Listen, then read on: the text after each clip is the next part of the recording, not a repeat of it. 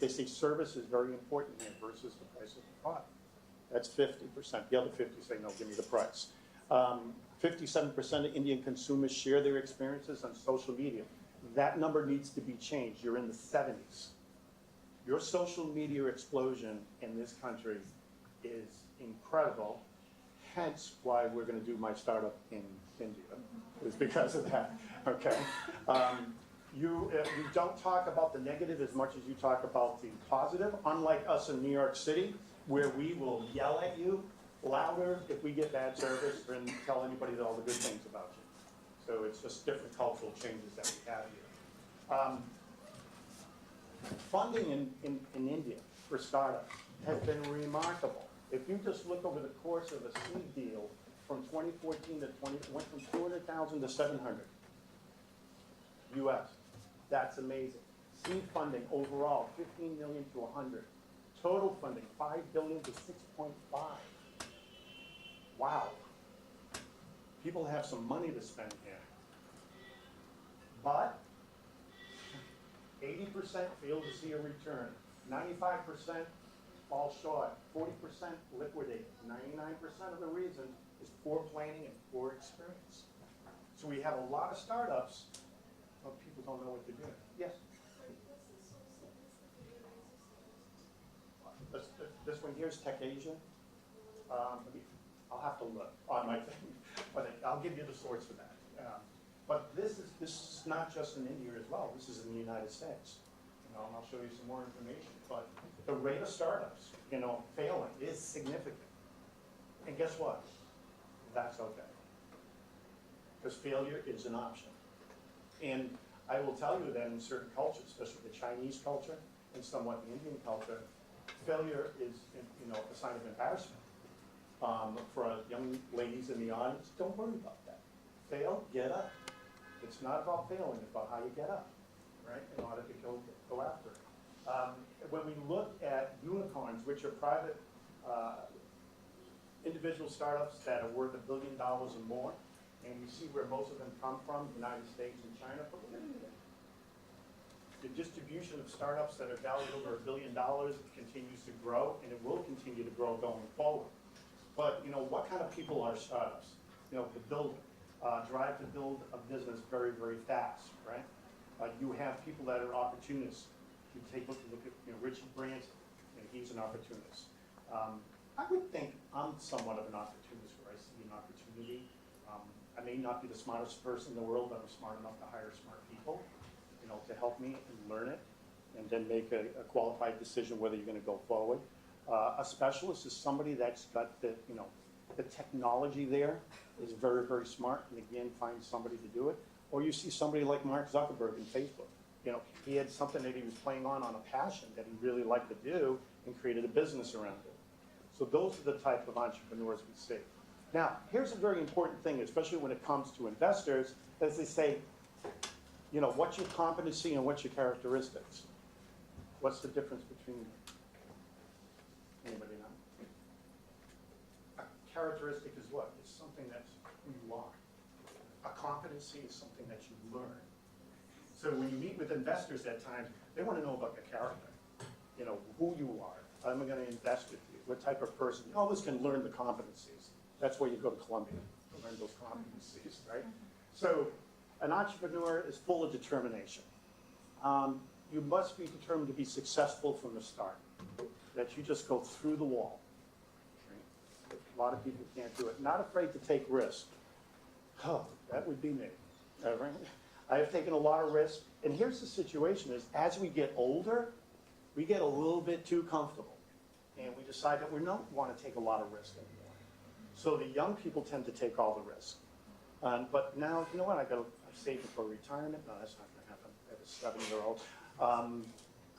You have the house, you don't want to risk and you tend to not risk as much. So today, even in the employment field, I see many people my age and somewhat a little bit younger in their 50s, they're having a hard time getting employed. Not because they don't have the talent, but they're not appreciated by the startups. They say, oh, they're too old, they're not relevant anymore. Right? It's a dangerous thing. Sometimes they're the voice of reason in the room, right? for some of these startups. But this has been a big issue. High level of confidence, you gotta have it, because you gotta sell it. Craves learning. I have to tell you, I love learning more now than I ever had in my life. Every day, I get, my wife says to me, where did you pick this up? Where did you read? Where did you read this? I said, did you hear about this? I drive her crazy. I drive my kids crazy. How do you know this? And she works for a major, global company, and she says, how do you know about this? And it's because I crave the knowledge, because you know what? I don't want anybody, especially the students that I teach, to think I'm not relevant. I want to be able to have that conversation. Understand that failure is part of the game. Yes, failure sucks.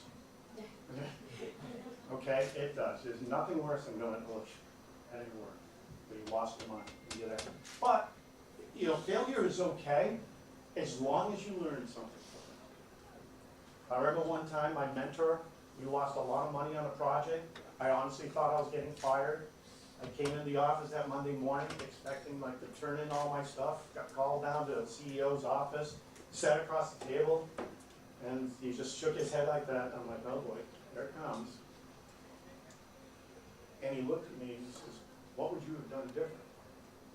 And I explained to him the different controls. And then we just sat there. And it was that uncomfortable silence, like you're sinking in quicksand. I kind of looked over as am I fired? He started laughing. He was fired? No, of course not. He says, I'm not happy and you probably are not going to get a bonus this year. He says, but as long as you learn something from this, it was worth it. So, fortunately, I had a great mentor. Passionate about your business. If you don't have the passion, that's probably what drives an entrepreneur to do it. Highly adaptable. Willing, and this is something that I have to work on to be more adaptable. Because I always think I'm right? It's like a human nature thing. And I have to be adaptable to listen to other people and learn. And understanding of good money management. That is very important. It can ruin a marriage, it can ruin your business. So, they don't teach you that at those marriage conferences about the financial aspect of it. But it's the same way in business. If you don't have a good understanding of money management, damn it, hire somebody that does, okay? And expert at network, especially today. It's about relationships out there. And the ability to sell and promote. That is key today. What is your competitive advantage? What is your strength? As I say in the classes, what is your superpower? What is it? So, 1,000 startups died in India in the last 2 years. Yep. Just pushing it into bus around. Funding, underfunded. There's a big reason for it. A lot of them start up and they're unfunded versus those that are funded. So you don't have enough money to get you to the end. That is a classic entrepreneurial problem. Age-wise, remember, they don't make it a year. They run out of money. They don't have, truthfully, they have maybe a great concept and all, but they never have enough money for marketing. For me, they just think that they can get it done and that people will see it. They lose the aspect of how are we going to get people to know about it. Where did it fail? Logistics, e-com, food technology, analytics. But such failure is hardly the end of the road for some of the entrepreneurs. Although around 75% of the founders failed, did not try again. Instead, they found jobs. But time is on their side. The average age of the person doing these startups is only 27 years old. So I look at it as that startup they just went through was an MBA. Okay? That was me in 1986 when I was early 30s. And I had my first startup. I was in the cattle business. Myself and two other guys. That's the first company I had. Oh my gosh, that was the true MBA right there. What I learned in those 2 years was incredible. I wish I had taken the course I teach today, back then, because it would have saved a lot of time, a lot of tears, and a lot of troubles. Yes.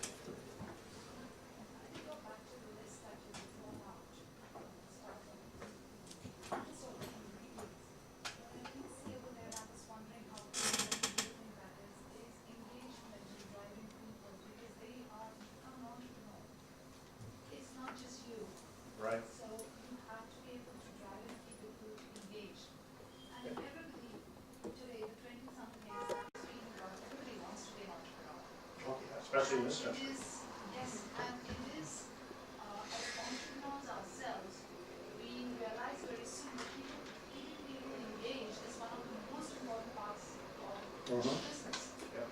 And there is the millennials, about them. There is a huge level of one, they have lots of choices and options, and there is a huge level of impatience as well. So how important do you think it is? I think engagement you're absolutely, that's a very, very key component of management, is that even today, listening is probably the key thing. I mean, PricewaterhouseCoopers, you just brought up the millennials, let's talk about that for a second. They were losing all of their best young employees, right? They had a churn rate. They were like, what the hell's going on? Why are we losing all these bright people we recruited and everything? Because they weren't listening to them. So they put out a survey and they said, why are you guys leaving? And they said, well, you know, this thing about going to the office to go to work, we're not into that. Oh, by the way, we don't like working 8 to 5. You know, we kind of want that flex time. We wanted co-space, that type of thing. So versus being, you know, the old codgers, the older people, the management, you know what they did? They listened and they changed. And what happened? It saved them almost $1 billion a year. Why? They weren't turning the employees anymore. They reduced the cost of their office space because they let people work remotely in shared spaces wherever they were around the world. They let them work. Some of these people will work till 3 in the morning. So what? They wake up at 12. They didn't have to be there at 8, but they were giving them more time working at home till 3 or 4 o'clock in the morning. They were actually more efficient. So by just listening to the employees, and you know what? I don't blame the millennials. They're products of us, right? I would totally want to be one of them. Absolutely, I don't care. I'm jealous. You know, they got it right. Maybe, you know, versus working 80 hours, you know. But that was the point. You know, they listened as a big company like that. In the end of it, they saved themselves $1 billion. So it's a very good point. Why do businesses fail? This is a good one. They have limited knowledge of the marketplace. And they get into areas they don't know about, they've got to find and they've got to understand what the marketplace is like. And we're going to talk about that very shortly. Inadequate testing of the product market fit. Today we talk about lean innovation, agile development, where we get the customer, our target customer, involved in the process early and often. Does our product make the market? Would they buy it? What do they like changes about it? So not only entrepreneurs are doing this, Procter & Gamble does this. You know, all the Unilever does this. Before they launch a product now, they test it. Lean innovation. Limited understanding of the competition. A lot of people knows this about me. I might think I'm a nice guy right now, but when it comes to competition, it's a steel cage match. And somebody's going down, it's not me. Okay? I will know more about my competition than they know about themselves. I'm going to know where the gaps are. I know where I'm going to attack. That is so critical in any business. Lack of required experience by the founders of the team. The startup that I'm doing, the first thing the investors want to know, who's the team? Have they done it before? What kind of experience do they have? So having the right people on the team, like I am trying to recruit one more person to come in on this team. We have a boy. I got my target on somebody. If that person comes in, boy, oh boy, it's going to make it so much easier to get one if I can get this person, because I don't have it. So it's very important that you do that. And then what we're going to talk about a little bit later in a few more minutes, not thinking through the whole business model. And we're going to teach you the business model. There's 9 components to it, and a lot of us don't go through it. Now, let's talk a little bit about India. India and China are going to produce 40% of the global candidates. 40%. Okay? And in 3 years. That's a hell of a lot more than what you're going to see coming out of the United States or any other countries. But we have some problems. All right? Although you're probably going to put out there 119 million of them over the next 4 or 5 years, pulling them in from tier 2 Tier 3 cities as well. And we're closing the education gap, all right? And gender, you know, it's almost male and female. It's like 50% of each that are coming into the marketplace. But here's the problem. 93% of management graduates are not employable in the United States. Infosys, you know that little company here? Okay? Guess what they're doing now? The education process here in India has gotten so bad that the quality of the graduates, they're unemployable by them, and now they're going to the US and hiring over there. You have rapidly grown your educational system here. Private, further education. I looked at the newspaper today, there's a whole section. It's just education, right? But the quality of the schools and what they're delivering, and the students come out, they're not employable. The fact remains that 20 to 33% of engineering students probably won't get a job. This is the emphasis study right now. Studied 36,000 engineering students at 500 colleges, 5% could write software code. That's what they went to school for, by the way. That's what they paid for. Only 5% could write code. This is a major problem. At Columbia, we're very big into the STEMs. We attract, if you look at the countries, and I know it's difficult to read here, but India is the second largest group of foreign students on our campus. If you go to the business school, or you go to the engineering school, and they're connected right near yours and Mark, you were there, what country do you think you're in? Not the United States. If it wasn't with those buildings you're looking at, you would wonder what country you were in. And I live down the street from that campus. So there's another little thing. Was anybody aware that April 7th was International Health Day?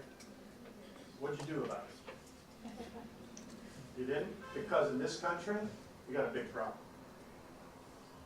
42.5% of employees in private sectors are afflicted with depression and general anxiety. The emotional problems such as anxiety and depression has increased by 50% among corporate employees in the last 8 years in this country. 40% sleep no less than 6 hours a day. That's not good. Found that 57% of the employees in private sector do not exercise at all. That's not good. I was upset I didn't get to the gym this morning. I got in late last night. 55% of observants fall under the age of 20 to 29. So all of you young guys that are in the workplace, you're all anxious. You're all nervous. You're not getting sleep. You're not exercising. Why? So this is a major problem. So your workplace here is not healthy. That's what it tells us, right? So engagement, hey, you want the best employees? Make it easier for them to work. Change the dynamics of it. This is not going to change overnight in India. Not at all. It's going to be a big problem. Now, let's talk about the ladies, okay? And although I'm one of 5 boys and I have 3 boys, I love women. I mean, I couldn't have a daughter because I wouldn't know what to do. But I just think that I'm passionate about this, and we're finding, in the tech industry, not only here but in the United States, highly discriminatory. So much so that Bloomberg has started a new gender inequality or equality index that they're actually measuring firms based on their gender equality. That you can actually go and find these companies and see how they're rated. But it's still a boys' club, okay? And believe it or not, that IT jobs held by women, 25%, only 11% of them are executives that are out there. The number of startups started by women, 5%. So, we talk about the elephant in the valley. Only 30% of India's tech force is made up of women, with the mean of 30%, only a third of them have supervisory positions. Not good. So ladies, own it. Right? We're worse. We're worse. Yeah, I think it's because we've got more of us. Yeah, but that is a big deal. 84% have been told they are too aggressive, with half hearing that multiple times. You're not supposed to be as aggressive as us. in the aggressive. No seat at the table. 66 felt excluded from key social network and opportunities because you were a woman. Wrong. Right? And this is a fact. Unconscious bias. You get asked different questions in the hiring process that they would never ask a man. All right? Unconsciously, it happens. It's not good. Impact on family. You get questioned about it, the males don't. Not fair. Sexual harassment in the workplace. Yep, it's real. Resolution, 60% of the time doesn't get resolved. So these are the worst that we have to address, not just in India, but also in the United States. I want you to listen to this one.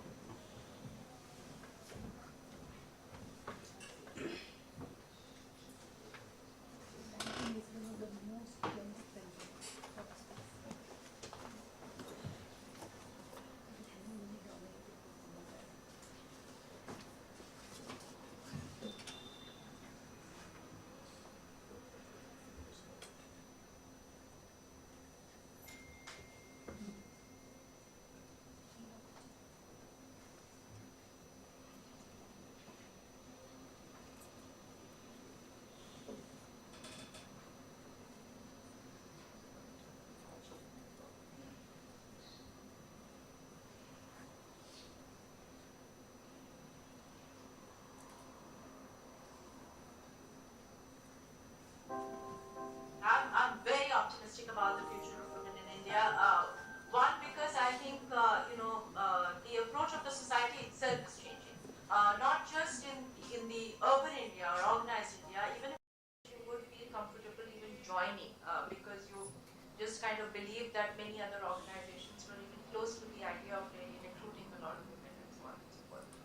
From there on, we've come to a stage where organizations very actively want to recruit women. But I think what still is a constraint, one, it starts from this whole concept of education itself. You know, we've seen in India, if you look at the overall numbers, out of the 100 girls that even enroll for education, just about 47 or so reach up to the higher school level. And then when you talk of graduation and post-graduation, the number drops to maybe 15, 16.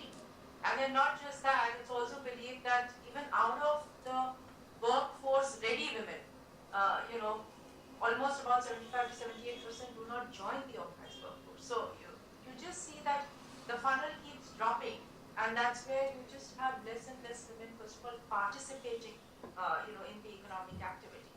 So that's one. The second is, I think, clearly where we tend to lose women more is during those life stage needs. You know, clearly when the woman is starting a family, I think her requirements are very unique. So, for example, again in ICICI, I mean, we do have the simpler things like, if required, ability to work from home a little bit, some flexible work hours, and of course, very kind of generous rules around leave, etc. at that time. But also what we ensure is that women who go on maternity leave, in a way, don't lose their tenureship, in the sense that that year actually gets counted for them in every which way, whether it's for their work experience or their rating or performance rating and so on and so forth. So I think you have to be conscious to see that women don't lose out at that time.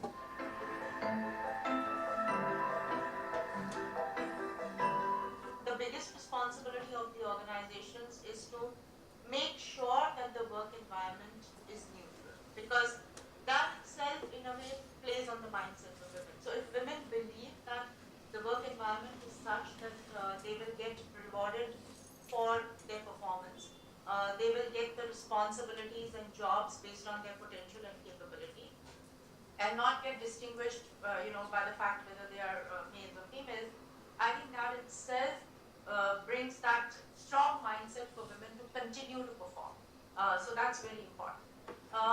Beyond that, I think what's also important for organizations is to keep doing this check, which I keep saying all the time, to ensure that unconscious biases don't build in. So, while we all believe and want to be, merit-based and make all the efforts to be gender neutral, but sometimes, unconscious biases when you recruit, your incoming staff, or as you look at the newer responsibilities, look at promotions, sometimes this unconscious thing of when you finally have to choose between a male and a female, do you actually tend to choose a male, everything else being equal?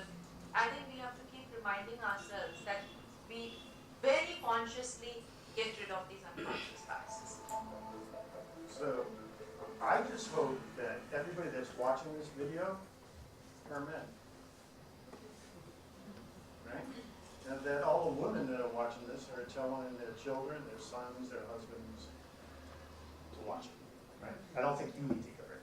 But I think there, and it's true, unconscious, bias is a very big thing. But we have good things. How about this Air India crew, all female, that flew around the world? I thought that was wonderful, right? Wasn't that great? That was for International Women's Day. Good news, but we also have bad news, that we still have to, put some seats separate so women don't get groped on the plane at the same time. Fearless Girl down in Wall Street, New York City. Anybody see this? Yeah, isn't that great? Okay. I think it's absolutely, a very, very powerful statement as well. So now what I want to do is I want to talk a little bit about innovation, about some of the things we see out there, which is going to lead me into the business model. So, how do you start a business? There's like 5 or 6 ways. You either acquire a new line of business if you're an existing business. Like this friend of mine at Smuckers, they acquired a pet food company. And I said to him, why would you do that? He says, Dan, we're about peanut butter and jelly and cake. We're about family. Dogs are part of the family, so are the cats. So it was just a natural combination of brands for them. Or we looked at Hormel, a very big beef pork company in the United States, been around for, 180 years. They just acquired an organic, natural meat producing company called Applegate Farms, right? They said, hey, this is where it's going. They've done a good job. Let's acquire it. The other way you can do is you can grow into new segments. Oh, hi, Seema. All right, so it grows into a new segment, bringing organic, natural, healthy alternatives into the marketplace. Or you can go into a new geography, like WhatsApp did. WhatsApp failed in the United States. It failed miserably in the United States. Why? Because we already had free messaging and texting and everything on our phones as part of our plan. Why would we need that? But India, the telecoms here were charging you guys about $70 billion a year for your, everybody that was texting, the parents going nuts looking at the bills.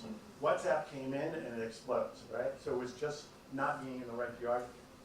Or new categories of use. This item is going to blow you away. It's something, it grows on trees. It's an apple. How do you innovate an apple? It's easy.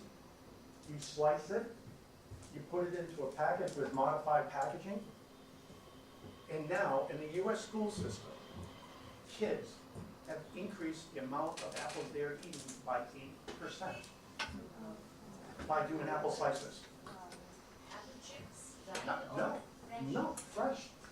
So they slice it, and what they do is they take out the oxygen and they replace the oxygen with nitrogen, so it doesn't spoil, right? Hey, even the red delicious apple in the United States has been interrupted because of all these new varieties of apples that come in. But this alone has increased apple sales. Somebody improved on the apple. Who knew, right? An apple. Or you can steal market share. So who are these companies right here? Moose Jaw, Jet, Shoebot. You know who bought these?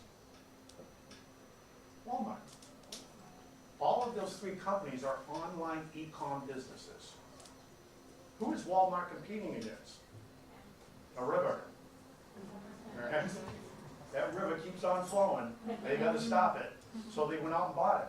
They bought these companies, and it is now a war going on. And I don't know if you saw Walmart's latest results last week. Their e-com business was up 70%. But they've also acquired ModCloth. So this is happening. So steal market share. Go after them. Try to take their stuff away. Or you can disrupt.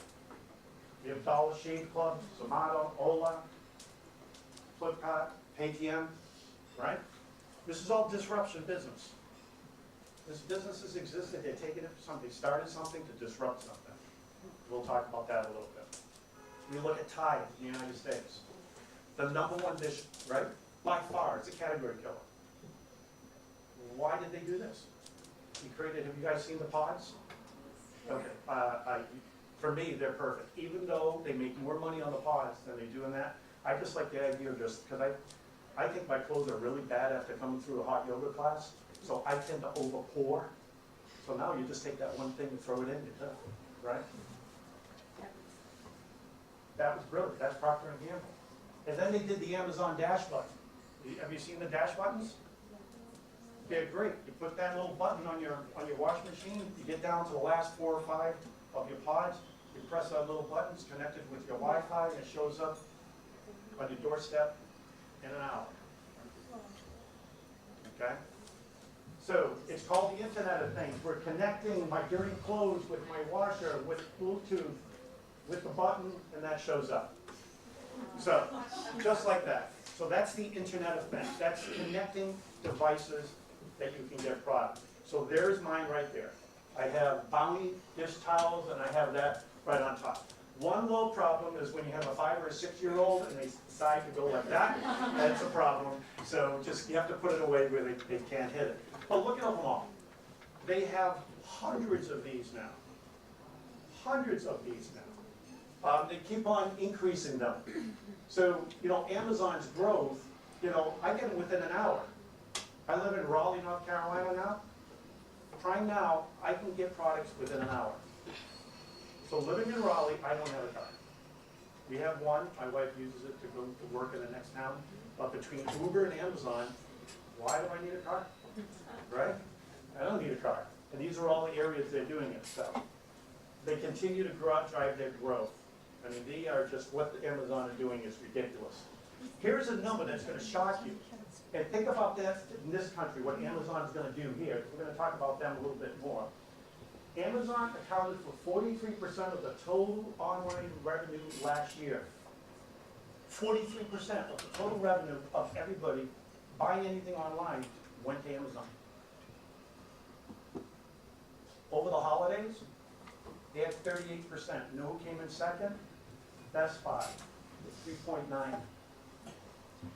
So if you don't think they're affecting you, they are. So there's only 2 things you can do, right, Sina? You join them?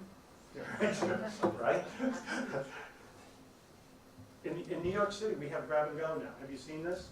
Yeah. It's amazing, right? You just walk in and get your stuff and you walk out. It's terrific. Huh?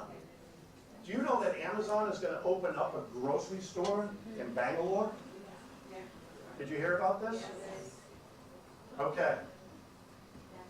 Think about it. In order for Amazon to do that in this country, they had to make an agreement with their government, right? And what part of the agreement was, you know, the foreign direct investment, they must embrace Indian companies, right? See it? See it? Go back. See it? Okay? You make sure your stuff gets on that shelf in that store, right? So that's the point, okay? So you already have a relationship with Amazon. Have you talked to them about this? Why not? Why not? When are you going to do it? When are you going to do it? No. Yeah. But this is my point. This is the things that are happening here. So you just think of the opportunities in this country, right? Okay. Has anybody ever heard of Blue Apron? Yeah. You've heard about it because it's in the U.S. Anybody else heard about Blue Apron? You have? Has anybody ordered from Blue Apron? Okay. All right. I'm going to talk to you about Blue Apron. It was started by 2 guys in New York City. One of them was kind of a foodie. The other one's mother was a kind of a foodie. And they started this business that they stole an idea from Whole Foods. Because you could go to Whole Foods in New York City and go down at Columbus Circle and you could buy a protein, like fillet of fish, it's all cooked with some broccoli rub and some other side, and you paid $10. You walked out of it, you had a complete meal, just put it in the microwave, it was done. What it would cost you for all the ingredients to make that one meal would be a lot of money. But they said, you know what, we think people still want to cook. So they took that idea and they started an online They became a $2 billion startup in 3 years. That's with a B, okay? There is, but I checked them out. I don't think they're close to it. I got some examples I'll show you, but I'll ask you about it. I was a little confused. But let me talk to you about Blue Apron. This is where they distribute in the United States. On an average month, what do you think, Bosley, they sell for meals on an average? Yeah, how many orders do they get? How many do the orders get Blue Apron send out on an average? 50 a day. About 50 a day. Anybody else?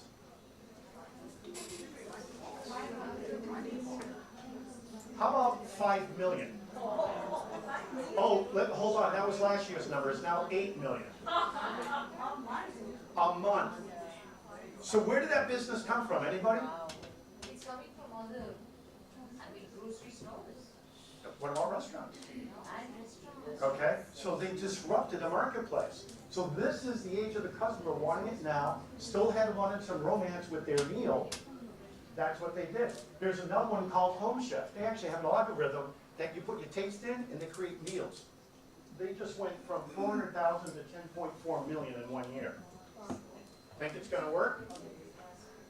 So, retailers that focus on being the cheapest, fastest, and easiest may find their margins under pressure. Oh yeah, it's not about that anymore. It's about experience for the user, the product, those type of things. Today, we're talking about offline to online, okay? Or online to offline. We have stores like Warby Parker where you get your glasses online, they open up the store and beyond. Crazy thing happened. They're an online store. They just wanted to have a presence in New York City. They started selling an unbelievable amount of glasses at the store. So now they have multiple ones. Amazon has a stores. They have the pop-up stores where they sell the Echo. Does anybody know about the Echo? Does anybody have an Echo? Oh my gosh. I hate to tell you this. I have Echo, I have Alexa. I got Siri and I no longer together. So when an Echo is a voice-activated assistant, the wake-up name is Alexa. Okay, and with Alexa, I bring Alexa with me on the road. I have the dot, which I put in the hotel room. I wake up, so I don't know where I am half the time. I go, Alexa, what time is it? Where am I? You know, and actually, will tell me. I actually have my lights and everything wired through my outlets to Alexa. I have like a waterfall thing in my room, in my living room. It's like a mirror that water comes down. And I go, Alexa, turn on the tears. And the water stops. People go, whoa. I say, Alexa, shut off the tears. That turn on the lights. Order this. What do I need? They have all these skills. They're integrating voice and picture into it now. So all of these things are going on. Starbucks in the United States, the Starbucks Reserves, they're going to be opening up these stores, these high-end stores with these incredible pastries. They can open up 2,000 of them. It's only 1,000 there, but they said their success is going. So a company as successful as Starbucks has continued to innovate, but you know what they're innovating? They're going after target segments. Because everybody doesn't think that target segment is big enough until you add up the numbers, right? Dollar Shave Club. Has anybody ever seen this?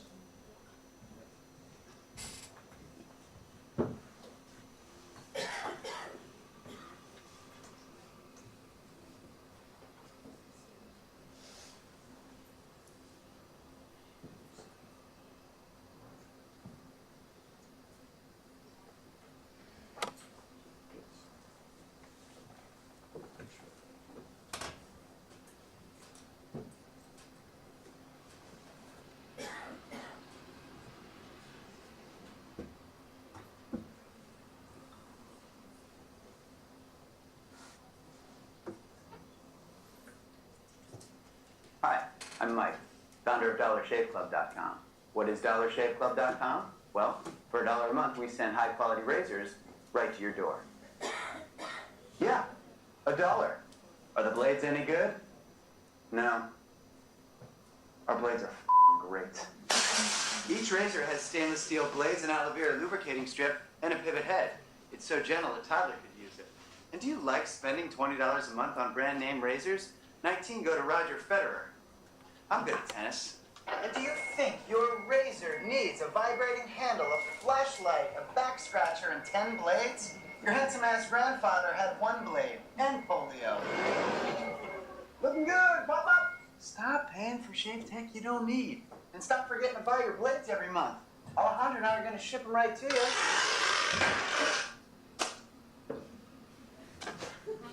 We're not just selling razors, we're also making new jobs. Alejandro, what were you doing last month? Not working. What are you doing now? Working. I'm no Vanderbilt, but this train makes hay. So stop forgetting to buy your blades every month and start deciding where you're going to stack all those dollar bills I'm saving you. We are DollarShaveClub.com, and the party is on.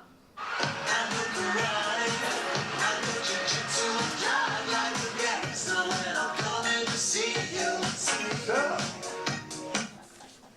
Michael here made that video. That's how he launched his company. Okay, the shaving industry was very expensive. It's like Gillette has it, you know. I mean, it's like $25 for 4 blades. It's ridiculously expensive. Procter & Gamble owned that marketplace, as you can see, with their Gillette products. Strickland's over there, but they didn't. Dollar Shave Club grabbed all of this. Okay, and then what happened? Unilever just bought them for $1 billion. Apples. Shavers, are you getting where I'm going here? Okay. Disrupted an industry. Now, shame on Procter & Gamble, because they're the same guys with Tide that did the pods. They fought this guy in court and everything else versus trying to buy him. That was dumb. You know, we look at, you know, GE. I'm not going to run this video. But GE, under Jack Welch, Neutron Jack, as they would call him back in the 80s, he would fire the bottom 10% of his employees every year because they were in the bottom 10%. Failure is not an option. Well, you have a guy named Jeff that works there now, and failure is an option. Okay? GE, I'm tired about hearing about 5-year plans. Say what, GE? I'm tired hearing about, there's no such thing as a 5-year plan. We barely got a 3. We barely have a year. Because everything is happening so fast. We encourage people to try things, pivot and try them again. Wow, that sounds like a business model to me. Okay? Oh, by the way, did you see the book that was there? He gives this out to every one of us, this great book to read. Just coincidentally, it was the same book that was in that video. Okay? Read the book. What is GE into? What do they make? MRI machines, jet engines, all that stuff. They don't sell jet engines anymore. Do you know that? They sell the data that their jet engines produce. They still make the jet engines, but more importantly is the data. So they can go to Emirates and say, if you buy this jet engine, put it on an A380, and you're flying from New York to Dubai with this type of a headwind, you should be flying this engine at X amount of speed, and that can save you 2% on your fuel costs. What is 2% on their fuel costs? Hundreds of millions of dollars, okay? So if you're competing, if I'm Pratt & Whitney and I'm competing against GE, how do I beat that? It's not the price of the engine, it's the value of the data. GE is becoming a data company, not a manufacturer of refrigerators and everything else. Okay, we see old Steve here, we all know him, he was a great innovator. You know, what he's doing next, this stock has been very, very good to me. Very good. It's paid for education of children and everything else. But when we look to the future and to see what they acquire for companies, gives us an idea. They got rid of the jack on your phone. That has been around for 150 years or so. We didn't know we needed it until we took it away. Right? We didn't know we needed the iPod. We didn't know we needed the iPhone. We didn't know we needed the iPad. That's what, you know, Apple was all about. When we look at their iPhone driving their volume, especially overseas, it's ridiculous. They're spending $10 billion on R&D. They spent $1 billion in developing the iPhone. $1 billion. They're spending $10 billion right now. What are they making? Okay, I don't know. They just put another $1 billion into Didi, which is the Uber-like operation in China. Cars, technology in cars, what? You know, what are they doing? What scares them? The stock is up to 160 bucks. They got to change the slide. They went higher. Okay. It's incredible because they keep on innovating. If you're not like a shark, you will die. When a shark stops moving, it drowns, it dies. So even a business like GE or Apple, they've got to keep on looking forward. Because if you don't, it happens. One of the best lines ever is that Charlie Rose said to Jeff Bezos at Amazon, companies have life, short spans are very short. Amazon will be disrupted one day. Charlie Rose said, what? He says, yeah, it's going to happen. They're the biggest and the brightest. There you go. So Jeff Bezos says, I hope it happens after I'm dead. So what are they working on now? You know, we've got these drones all over the United States right now. Do you know what the average weight of an Amazon package is? Under 4 pounds. It's the average weight of a delivery from Amazon is under 4 pounds. Guess what a drone can lift? Rule over. Okay? They're augmented reality, you know, artificial intelligence. These are actual patents that they're applying to put into the room. But you know what? We look at Amazon and we look at all of these failures, and then we have all of these wins. So this is a company that is not afraid of failure. We look at him, you know, what Fast Company just said, you know, why are they the most innovative? I mean, if I was FedEx or UPS and I just found out that Amazon just put an order in for 40 jets to deliver my own stuff, I'd be a little nervous. But this is a guy that wakes up every morning like his hair is on fire. That's why he's bald. Okay? I'm convinced of it. He has hair. He just burns it every morning. He wakes up, he goes, okay, what's next? Okay? Our customers are loyal to us right up until the second somebody offers them a better service. So true. Look what's happening here. Okay? Because of the river, why all of these companies are getting together here, correct? These two over in the Middle East are getting together too. They have to. There's no way they're going to stop that river. Right? Just when I look at Amazon in India, they have the best logistics company. They're better than anybody else. You want to get stuff from point A to point B? Go with Amazon. Right? They understood the infrastructure problem. In the United States, stores are closing rapidly. We are closing more stores up until right now, this year, than in 2008.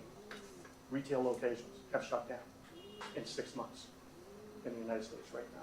Brick and mortar malls. Look at Macy's, closing stores, laying off 10,000 employees. But you know what? I find one of those and then I find this. And I find out about this. This woman came up with this great idea. An automobile repair shop with a twist has been designed to appeal to women and offers salon services. So when you go in to get your oil changed, you can get a petty mani. Guess what? When you do the research, 65% of the customers are women that bring the car in for an oil change. Boy, that was smart, right? That was very smart. We look at companies like BlackBerry. They have 0 market share on phones now. That's in 10 years. 0. We find 85% of new products brought to the marketplace, consumer products, fail. Fail. An app, after 90 days, your retention rate of people that actually use it, or it gets thrown off, that's the curve. Pretty scary. So, you got some powerful women here in India. Right? Here they all are. They're in the top 100 global. Okay? Very good. Admire them all. And here's a few here that are startups. Where are they? Here they come. These are all new, e-com startups, technology startups that have just come up. So women in India right now have been very powerful in the startup community. And God bless you. I hope you continue along that way. What did they all have? Is they had this. And this is what we call a business model. Pretty ugly, isn't it? How many of you have done any of these? How many of you have in business have done the business? You've done the Oswaldo's business model canvas? Good. Yes? Have you done it?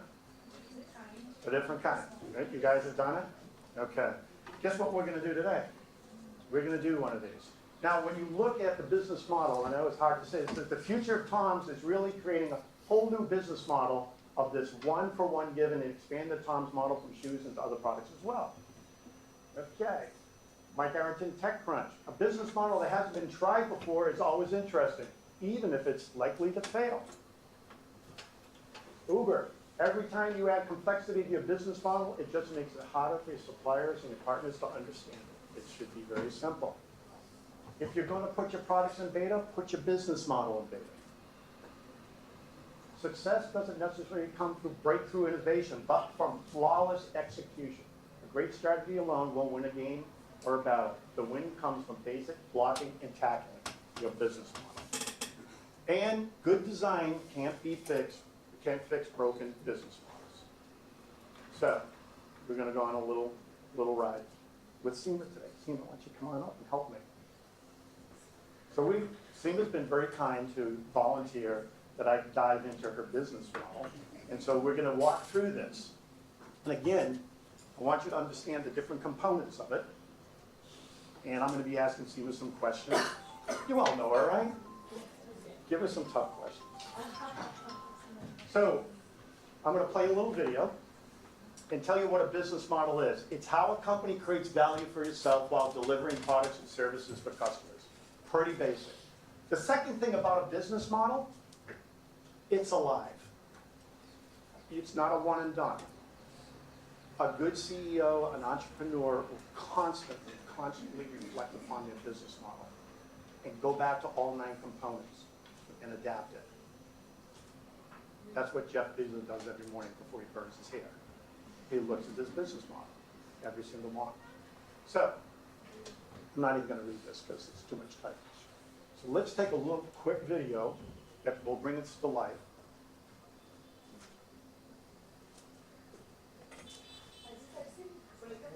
Thank you so much for being with us.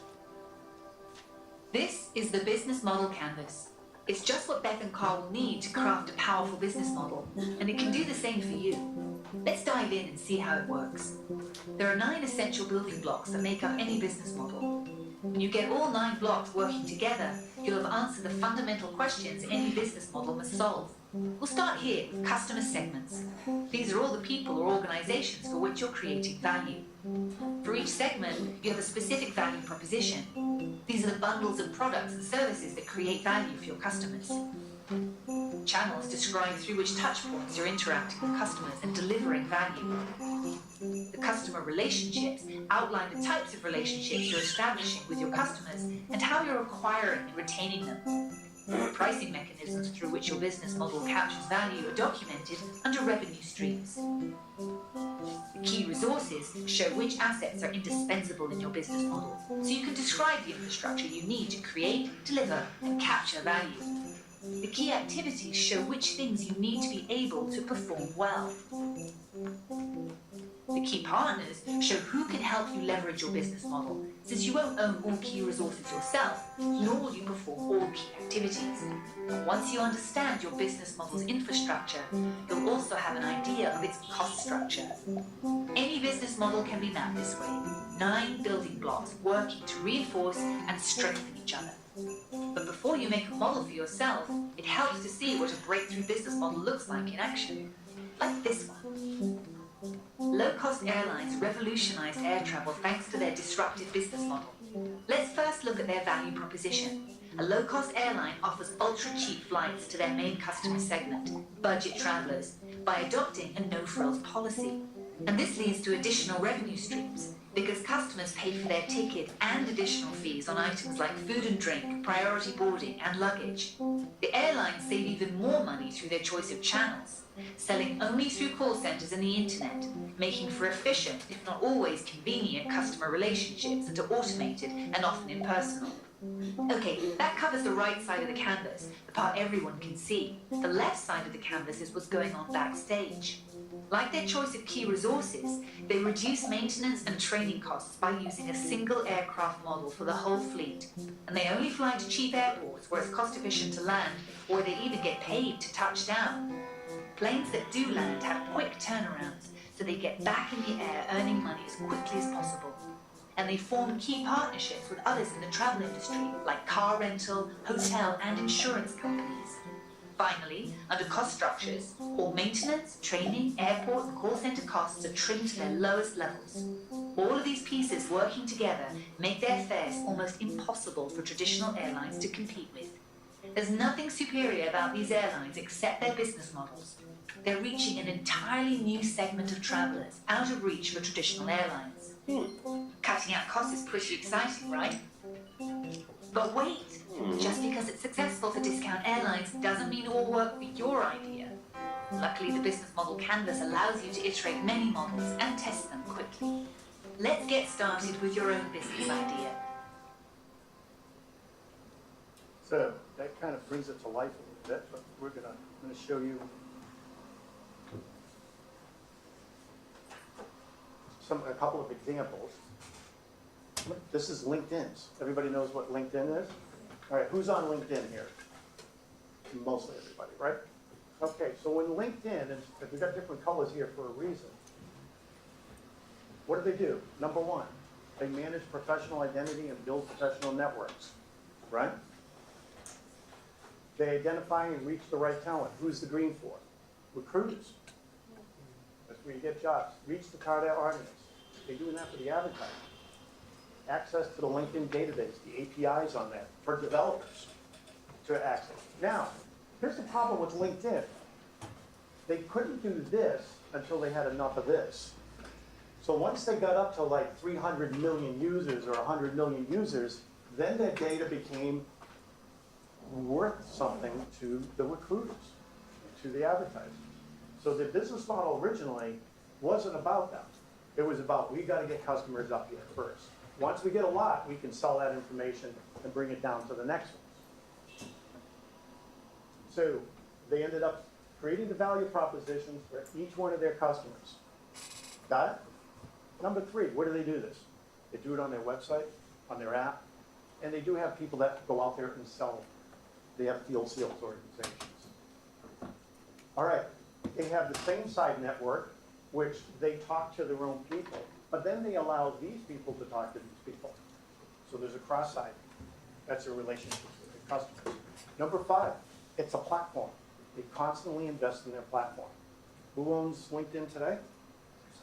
Microsoft. The platform development, that continues to be evolving. You know, that's probably where they spend most of their money is in the development of it. What else do they need in order to do this?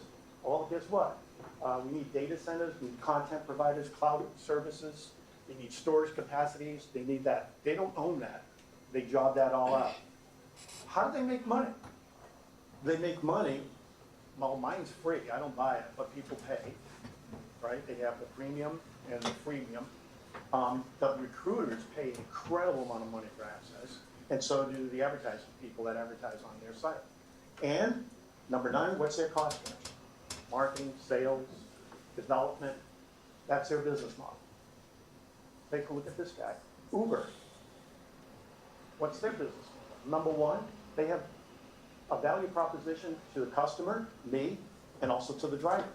What am I looking for? I'm looking to get from the east side to the west side of New York City on a Friday afternoon when it's raining and try to get a cab. You'd be waving $100 bills out there, you're not getting one. It's just not gonna happen, right? And there are no subways that go east-west. So, minimum waiting time, twice less than taxis, better environment.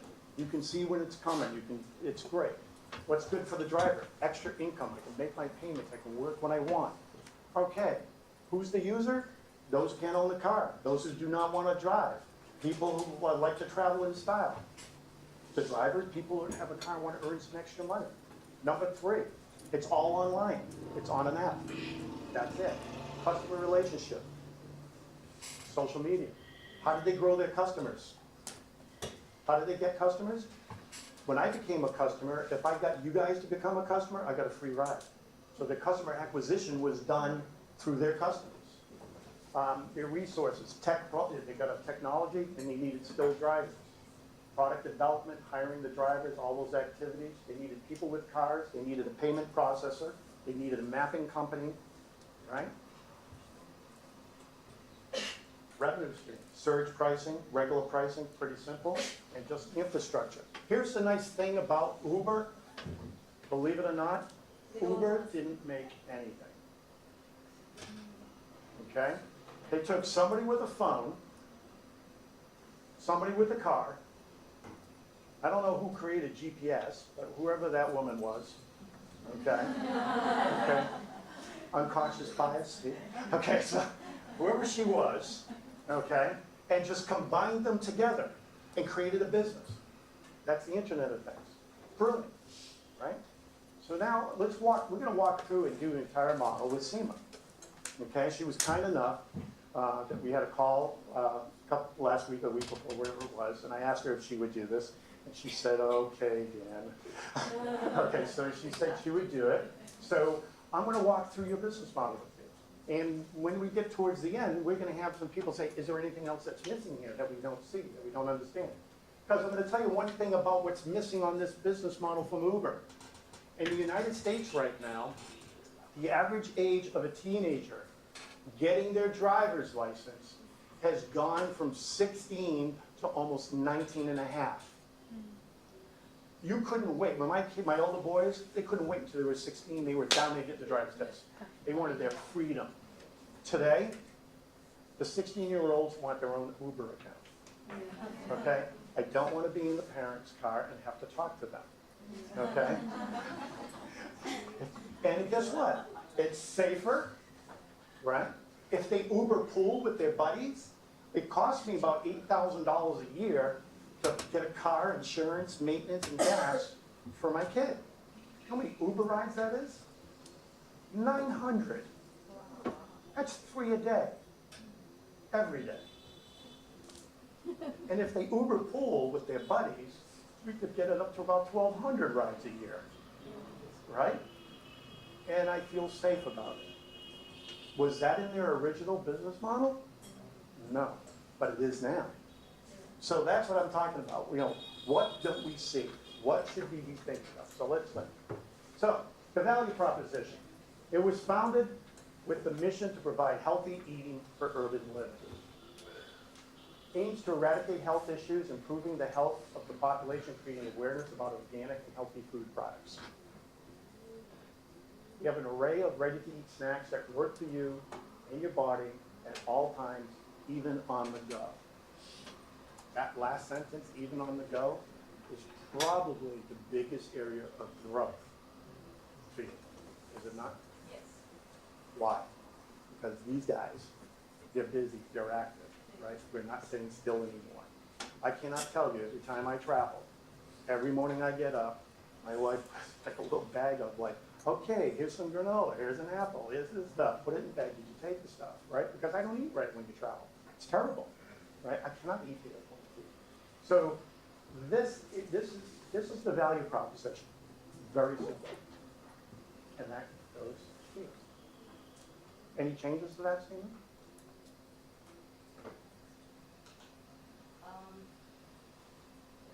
No, yes. Okay, good, good. So this is the value proposition. And who are we doing it for? Who are we doing it for? Well, we have customer number one, a woman, head of household, health conscious, above average income, educated, urban dweller. Right? If you were to spend, you only had so much money for marketing, this is the one you're going after. This is the primary one. So when you do your business model and you do your research, this is the smallest circle that you're trying to find. This is the target. This is the one you're going to spend all of your money on. Well, not all, but most. Customer number two, the young professional, educated, active lifestyle, above average income, also an urban dweller.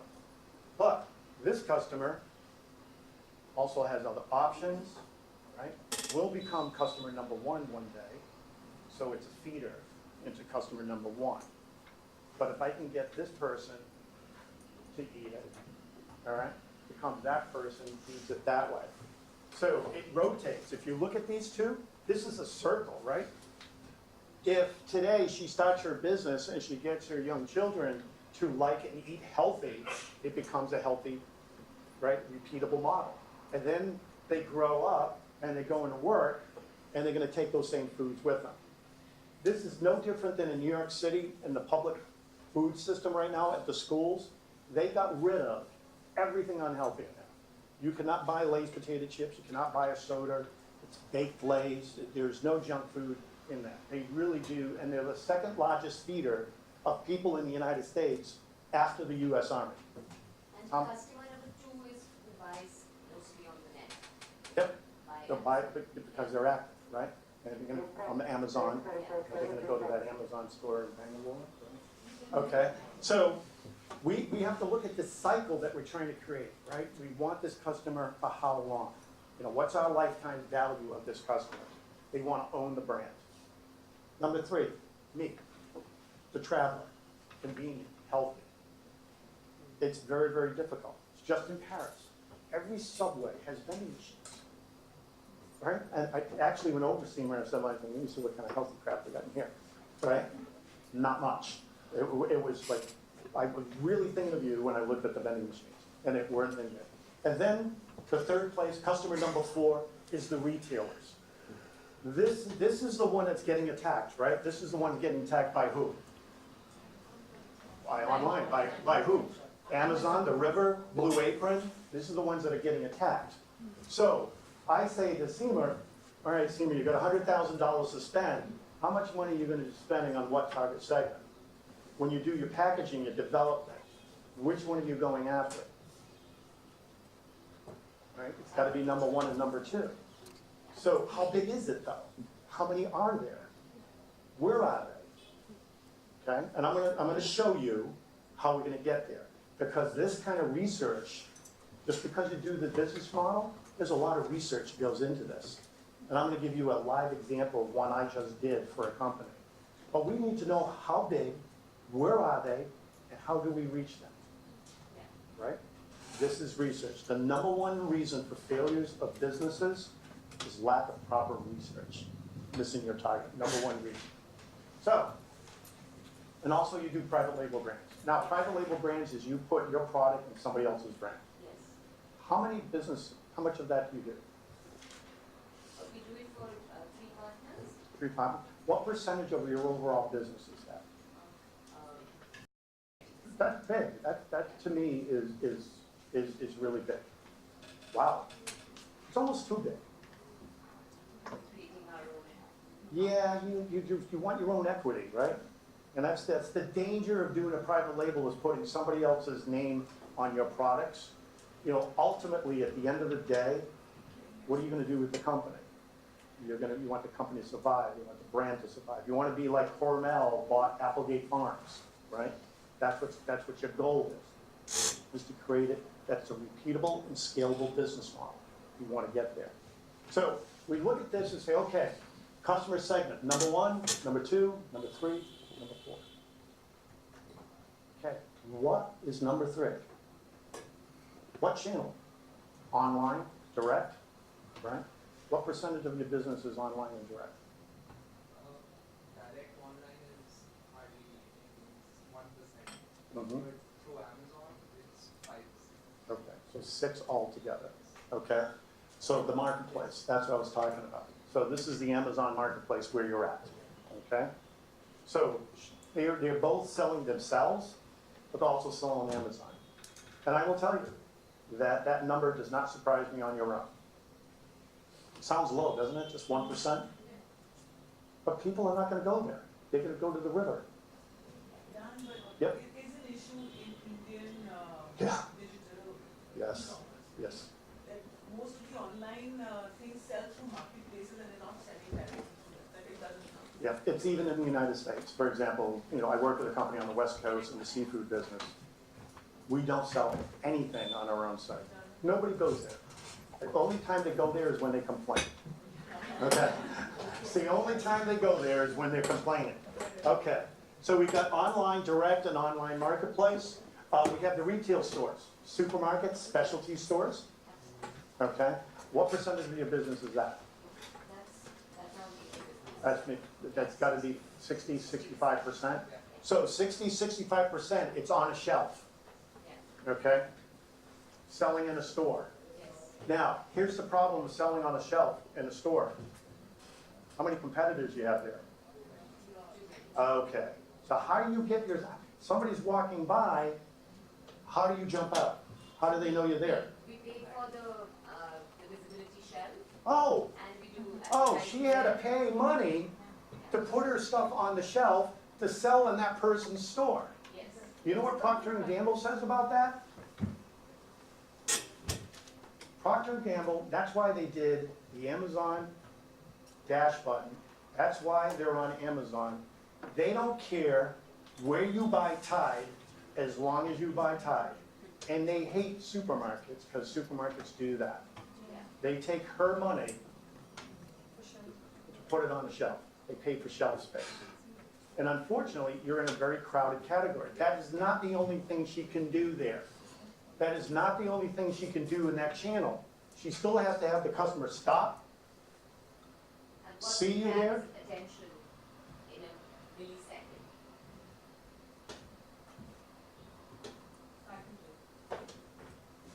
This is it. She has probably 4 feet on the shelf. Okay?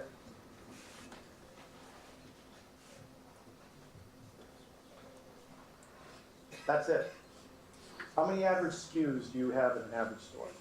You have 32, which is huge. You have a whole vertical. And that was the idea, so Yep. that we have more SKUs and. Mhm.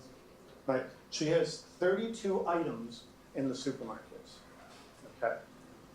Of the 32 items, what percentage do the top 5 sell of the 32? 80%. 5 of the 32, 5, do 80% of the business. Here's the problem. In the United States, there would be 27 items taken off the shelf. They will not allow you to stay there. If you don't turn these over fast enough, you're out, because it's a limited amount of space. Oh, by the way, you still have to pay to bring those in. We're not giving you money back.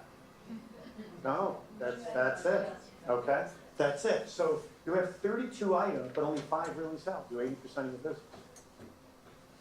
I don't know. You know, I would think that strategy out a little bit. Okay, because I think you have 27 items that don't belong there. That should be in another marketplace based on whatever the customer segment was. Because obviously the customers that are going into the retail store are not buying that for a reason. Or the little packages need to be at the front end near the registers as a grab-and-go item. You have to look at where the customer sees it, where the customer buys it. So although in the channel she's into specialty, even within the store, where do you put it? Home delivery. How much home delivery do you have products? You had mentioned home delivery. Do you do any products that get home delivered? Yes, so there are specialized portals in India now coming up. Like there's a very big player in Gurgaon market called Milk Basket. So we're doing business with them. There's Grofer in Big Basket. Okay. So they're all So in the United States, we have this as well. It's called Instacart. It's been a big company that's doing it, and they're expanding. So people are basically doing your shopping at a supermarket, although they're not at a supermarket, and they go and get your products and deliver it to you, okay?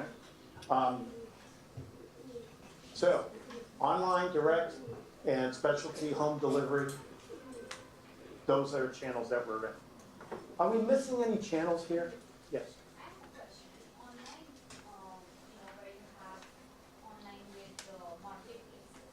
How come like food marketplaces are not included like a big basket? No, we're there with, after Amazon, they all paid in comparison with Amazon. Yes. So we're there on Big Basket, and there are a couple of them. So I Yeah. think, Use like a big basket and help Yeah, card and I pay yeah, 6%. Yeah, but Amazon is the market, unfortunately, and it's the same thing in the United States. Every month it's growing, Yes. online. others are coming down. Yes. So, you know what? This is where I say that to Seema, she doesn't care where the hell they buy her product as long as they buy it. And right now, I would not be concerned with the supermarket and the retailer. Those are what I call, and they're gonna continue to be, dinosaurs. Okay? They're not adapting to change. And that's what happens to a dinosaur, you die. So, because they're not adapting, And you've got to go where Amazon is. You know, I don't know what the Flipkart thing, Snapdeal, what's going to happen with them. I just don't think they're going to make it. Yeah, they have to combine. So let's go to the next one. Customer relationship. You do a lot of free sampling, get people to try it, right? Very expensive to do. You have to have somebody at the store. You have to sample the product. And so what is the... And we pay to stand there for that day. How long do they stand there? How long do they stand there? 3 hours? Yeah. Twice a week. All right, so they stand there, hold on. They're in the store, a really good store, 2 times a week for 3 hours each, for 6 hours. Yeah. Okay. How many days a week is the store open? What time do they open? 8 in the morning to 10 at night? 10 to 8? Okay. 10 hours? Yeah. 7 days a week? 70 hours a week? Most people will come to shop around 5 in the evening. 70 hours a week, Yeah. and you're in there for 6. Okay. Here's the problem. How many people is she seeing? If there's 10,000 customers going through that store a week, maybe they're seeing 1,000 or 1,500. So it's very expensive. It's good because when people try it, they like it, they'll buy it, versus I'm not sure if I'm going to spend $5, $6 or whatever it costs to buy that. But it's not a very efficient way of what? Something. Acquiring customers. Acquiring customers. Okay, it should be part of it. You have this online community. What's that? So we are developing it. It's about 300 people strong right now called Healthy Tribe. You get a regular emailer from me, and they have voluntarily joined because I asked them. Okay. And that's Who owns Healthy Tribe? Who owns? Yeah. I own. Okay. So Healthy Tribe is your own online. So it's not. Is it a blog? It's solid. But it's not connected with 100% with Nourish. No. It's branded separately. Yeah. Smart. Very smart. Okay? So what she did is said, listen, I'm going to create a separate entity that is, because if she's doing it on her own blog, it loses credibility. But if she could do it under Healthy Tribe, people don't associate it with there, right? So it's no different than, get this, Stacy's Pita Chips in the United States, okay? A startup that in 7 years, 6 years, wherever it was, grew to $65 million worth of business. Same type of business as hers. Started off uniquely. Stacy and her husband used to make pita bread sandwiches, sell it at the train station for people going to work in Boston. Some days she had extra pita bread, she would make pita chips. So when they bought the sandwich, she'd give them some chips. People said, "We really like these chips. Can you make more?" She said, "Sure." So then she said, "Wow, this is really going good." So she decided to go into a supermarket to sell them. Where in the supermarket did she sell them? Where did you think in the store? In the chip aisle? No. She went to the deli, to the sandwich area, because she didn't want to be in the chip aisle, because guess what's there? A lot of competition. So she went all the way down to the deli, where people grab sandwiches, because that's where people were eating their chips with. So she would sample them there and put them there. And the business continued to grow. Did a lot of sampling and everything else. Today, who is Stacy's Pita Chips? Excuse me. Yeah. I just wanted to ask you, when you say in case to develop another thing similar to your original product, you should. You never know. Okay, fine. It was purely that people liked her. She wasn't in the pita bread business, she was in the sandwich business. And then, That's what I mean. right, so it was just customer discovery. But who is Stacy today? Who is Stacy Madison today? Stacy Madison, and if you go to the website, the Stacy's site in her account, it's PepsiCo. But if you look, nobody in the United States, less than 10% of the people know that Stacy's chips are Lay's potato chips, same company. So what she did with this online community is great. The greatest thing you can do is get your 300 people to post stories and Instagram and recipe, whatever, and talk about health. Bring other nutritionists in and have them have an audience on there. And no branding of Nourish on there whatsoever. Yeah.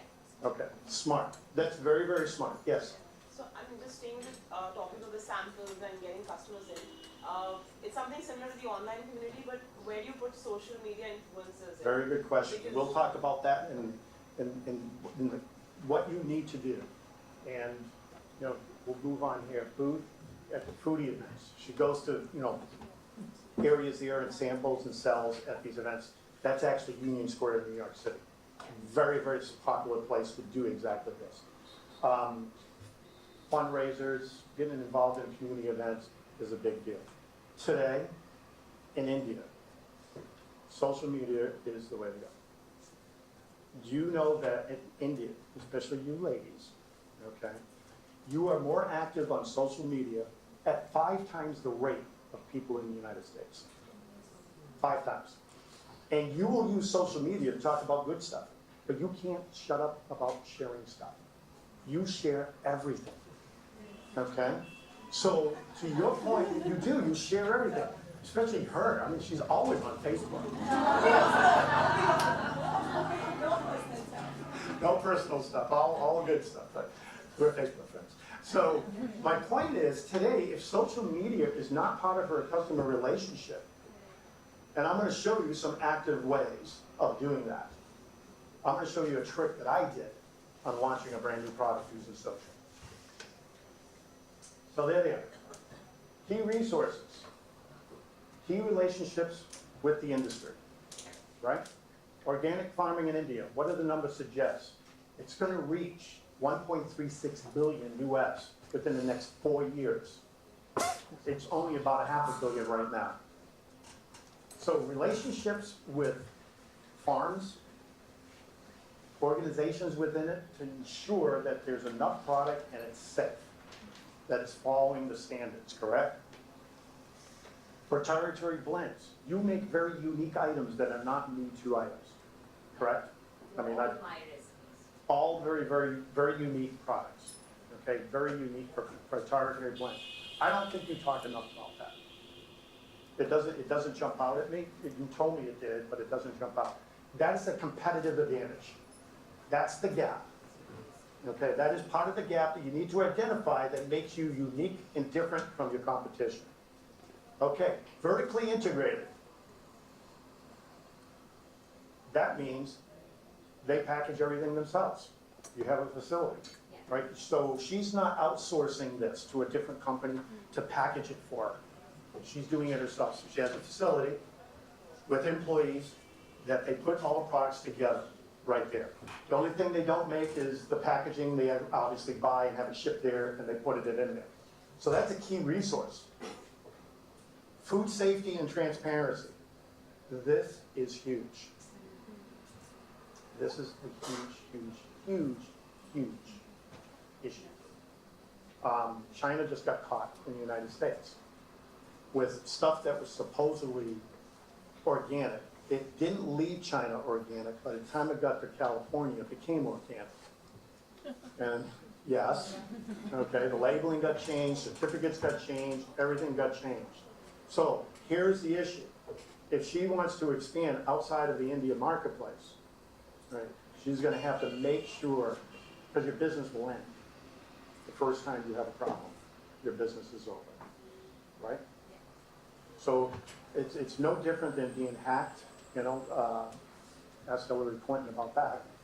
But this is a very, very important strategy for going forward. Also in your country as well, if you plan to expand. Okay, so those are resources you need. Activities. Okay, organic food, we already said it's growing, but awareness is very low. Yeah. Right? Why? Why is the awareness low? Because most people, it's a very niche market. Mm-hmm. So, Very urban? very urban. Okay. Very niche. Okay. And most people feel that, so what if we just eat this organic, because I'm not going to eat everything organic. Mm-hmm. So let me not even spend on this one. But it's interesting. We have growing organic farmers markets now Mhm. in major metropolitan zones Right. of India. And that, we are seeing a lot of success Right. What's the issue of GMOs here?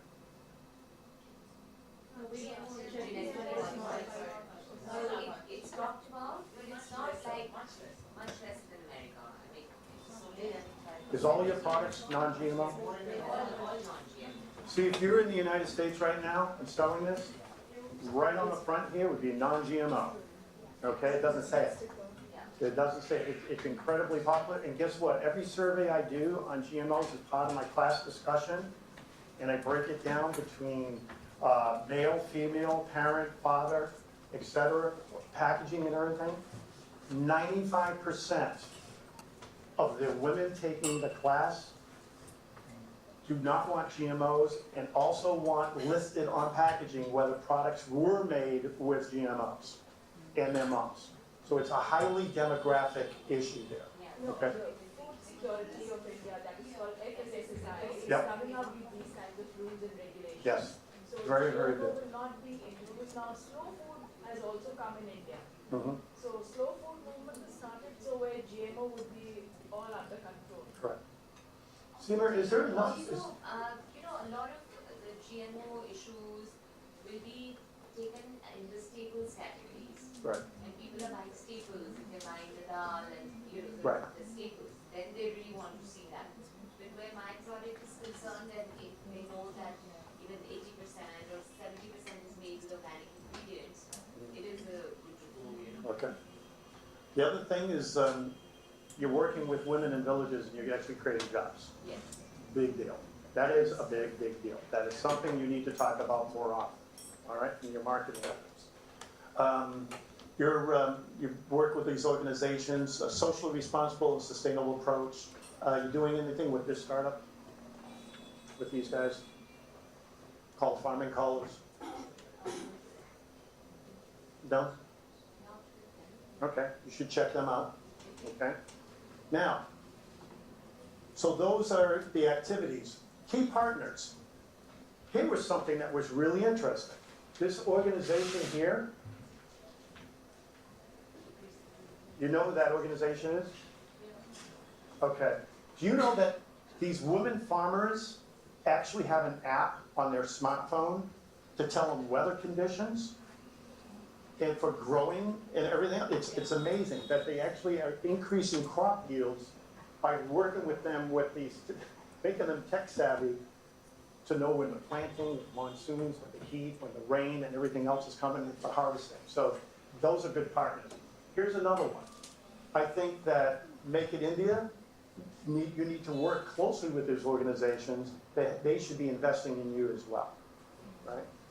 More of Make It India has been more technology, manufacturing, process, and money spent there versus going down to this level at your level to work with you to create these type of brands.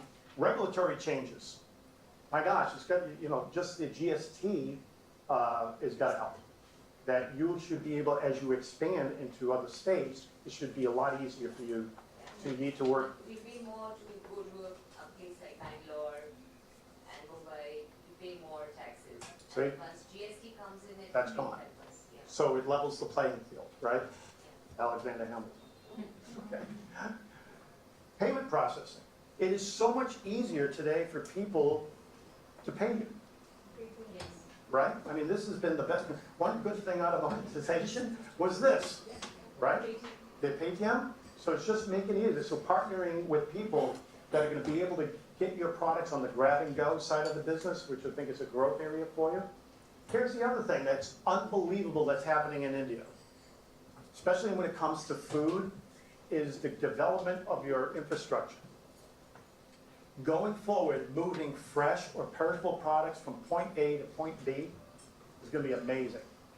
So all the investment over the next 5, 10, 20 years, being able to move products from state to state. So your cost of goods, Seema, to bring it, your cost of goods for shipping to bring to other states for your growth, it's going to go down significantly. Significantly. So working with them is also big. And also, marketing. All right, brand equity. This is where you have to spend some money, and this is where a lot of startups don't. They don't hire me. right? It's a sad pitch. But basically, it's true though. They never have enough money for marketing. And they have the greatest products that the consumers never know. So, you know, that's why today with social media, it is so much less expensive to be able to do it than it was, you know, 15 years ago. So you have to invest here. You can do everything else, but if nobody knows about you. So out of those other, you know, 60 hours, 63 hours, or 2 hours a week in that supermarket, nobody saw you. So it's not an efficient way of building customers. So you've got to work on this here. So let's look at this cost structure. The labor in the field, raw materials, the factory, the packaging, the sales promotion, the sales brokerage. You have to have people sell it for you. You don't have a sales team. You have to hire these people. And then the branding and the marketing. This is all the cost side. And then revenue streams. Okay, online orders, direct and through Amazon, correct? Okay. Retail stores, the event sales, home delivery. How about this? Have you thought about meal kits? Have you thought about getting your ingredients into these companies that are making meal kits? They don't, companies that make this stuff, they get all the materials, they're not vertically integrated. So you can create packaging. We're doing it right now with a meal kit company in the United States, where we're actually packaging our product to meet their specs so they can go out there and sell them. So you need to, early on, be the person that goes first to these meal companies and say, let's work together. Let's get some right product in there, whether it's for breakfast or their meals. What could we use of my product to get in there? But a lot of these are closing down in India, these ready meal kits. The ready meal kits? I just, Unless they tie up with a company that's larger. there's going to be yeah, because I found like a lot of them, and I found a lot of meal kits that came from like chefs and restaurants. That's not what we're talking about. That's not Blue Apron. Blue Apron is not a restaurant. It's not a chef's. It's a complete e-com business. So it's going to come here. It definitely is going to come here. You know, like you said that, you know, to be part of meal kit, in India, I'm not sure if you're going to bring that up now, is Diwali. Yep. You know, Diwali is a Yep. very, very big opportunity for any business like mine. And so what happens is that most departments, most stores, most retail stores will start working on their Diwali hampers. Mm-hmm. Now, Yes. we actually start working in July, you know, Diwali Absolutely. is in October. And then we start telling them, put this product line, put that product Yes. line. That's Yep. really big for us. Yep. So we're currently working on our Diwali packaging and Good. corporates, taking the product to corporates and putting orders, because all these large companies send out The gift packs. huge numbers. Yep. Should be a big part of your company. But begin to look. What about subscriptions? Like, you know, I subscribe for like juices, and I buy a lot of your products, but you know how if you buy 1 month, or you've gone to like Modern Art or Food World, and I'm really into healthy, Hey. and I buy it. How about Like, that? repeat it. She's right. You know what she's talking about? She's talking about You know, so my cookies, I get them every month. I this think should be she should be like Michael Dooman, Exactly. right? It'd be I Dollar subscribe Shave for, Club. you know, juices. Our stuff is really great. I won't say what he said, but you know what? But you could easily do a subscription-based model. I think that, That once a month, this shows up. You You just sign up. You know, whether you're in the United States, we do it with wine, we do it with razors, we do it with everything. So that's another. Yeah. But you could subscribe a replenishment like Amazon does, right? Amazon does that right now. You could do that yourself. No, that's a very, we thought about it, maybe worked a bit towards it, and then Okay. Then the other place I would like to see it. So the other places is online to offline. Make sure you get to Amazon. Make sure you're in that store. yes. Okay. And then healthy vending. Yeah, we All the colleges, all the workplaces, the airports. This is a perfect product, and you do have those packs, Yeah. which would be so easy for you to get involved in. School systems, you know, the school systems should have all of this. So this is your revenue stream. Now, this is the entire business model. I wish that we had some time to do the research that we could justify all this. So what I did is I took just to tell you that I drink my own juice, okay? I'm gonna show you business model for a product we launched in the United States, all right, to bring this to life. So, here's the product. It's called Branzina, Mediterranean sea bass. Why would we do this? Does anybody ever had Branzino, Mediterranean sea bass? Comes in the whole fish, right? Okay. Why? Okay, what was the value proposition? Well, most of the Mediterranean sea bass comes from the Mediterranean Sea, or the Aegean Sea. There's a ton of it being sold in the United States. Tons, right? It's a very popular fish. Except in our research, we found out that when people order the whole fish before it comes to the table, they say, take the head off. 3 out of 4 people at a restaurant that eat Branzino are men. Because women in the United States do not want to see eyeballs looking back on the plate. Okay, it's a very big cultural thing. You have to go to Asia, not a problem. But you go to the United States, don't want it on the plate. So we were sitting around one day having a bourbon, and I said, you know, because my wife accidentally, we went to a restaurant, ordered the Branzino, the whole fish came out, she goes, I'm not eating that. So I had to eat it, and I was like, okay, I'll eat the whole thing. So we already knew that industry people loved the fish. It had a sexy name. It was well known in the States. But when I look at a restaurant, that 50% of the people sitting there are women are not ordering this. Is there an opportunity? The other value proposition. This is the Aegean Sea or the Mediterranean Sea right over here. Fresh whole Branzino is air freighted to the United States.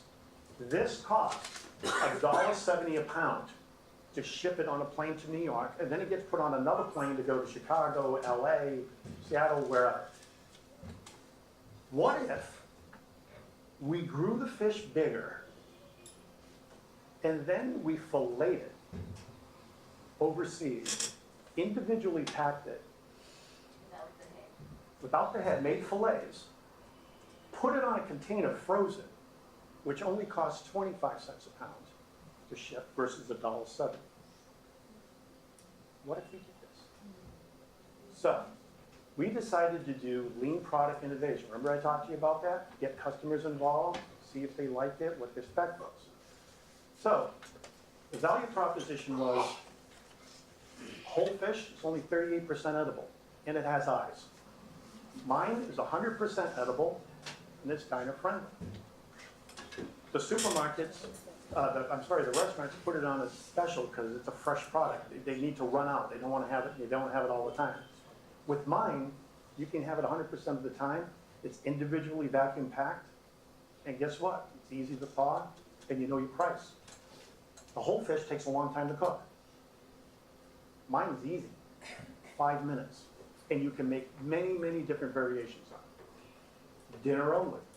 Mine has different sizes. You can use it for lunch, you can use it for catering, you can use it for dinner. That's got market fluctuations and freight issues getting it here. Mine is stable, long term. So, I decided, let's go to Vegas.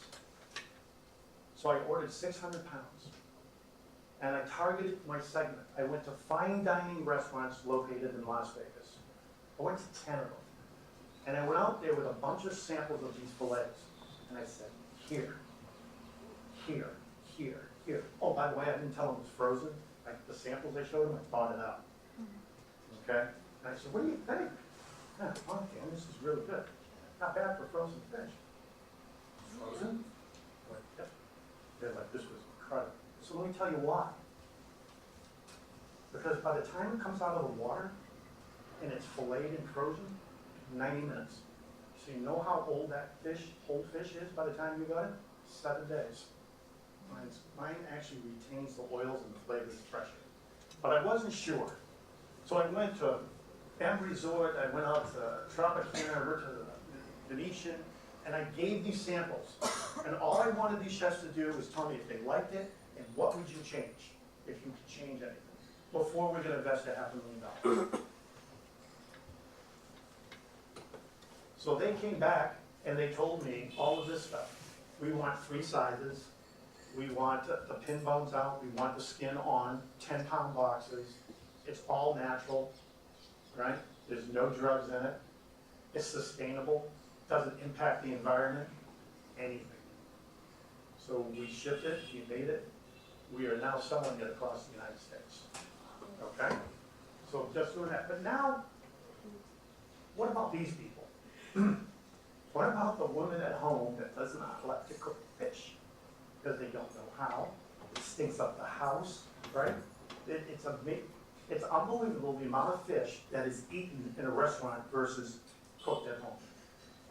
Ridiculous. So the supermarket industry has a big problem, right? Whopping 80–90% of Americans do not eat the recommended amount of fish. Many people I talk to will order fish in restaurants but lack the confidence to cook it at home. It's a perception problem. There is no marketing agency in the seafood industry in the United States.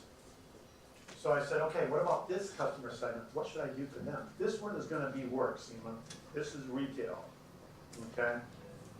The chefs were easy. This was gonna take some work. So, in the restaurant business, one of the things I did there was, I went to the front of the house. I went to the waitstaff, and I gave them a contest. I said, listen, this is Branzino. We're gonna put it on the menu. And we'll have a contest for the month. The top server, I'll give you $150. The second best one sells the most entrees that month. I said, I got the waitress and the waiters involved, because they're our salespeople. They're at the table. So I went out to California, and this is an example. We went to this one in Southern California. They owned 4 restaurants. They had European sea bass right here, $29. 4 locations, 4 weeks. They did $60,000 worth of business. It only cost them 23%. So they made a lot of money. So this is bragging rights. This is marketing. But I got the waiter, waitress, the front of the house program, made it successful. I did this once. I took this example. I used this example. Our salespeople, our regional, our brokers, use this example to get into every other restaurant. Called bragging rights, right? So we use this example to get in. Here's some more of the examples. Also, what about the customer relationship? So what did I do in the supermarkets?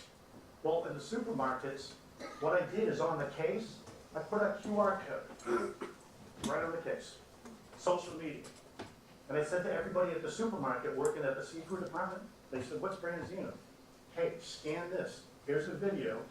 And it tells you from the time they hatched how they got there to you. So when the customer says, what's Branzino? You can tell them. We also do sampling. We tell them how to do it. But we went a step further. We actually said, I can tell every time somebody at the store scans the code. I can tell when they did it, where they did it, if they watched the whole thing. So to make sure they watched it, I randomly selected people at the store to give gift cards to if they watched the video. Because they're going to be my salespeople.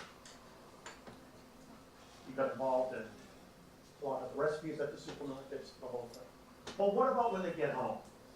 So one of the plans I did is I made 2-inch circles.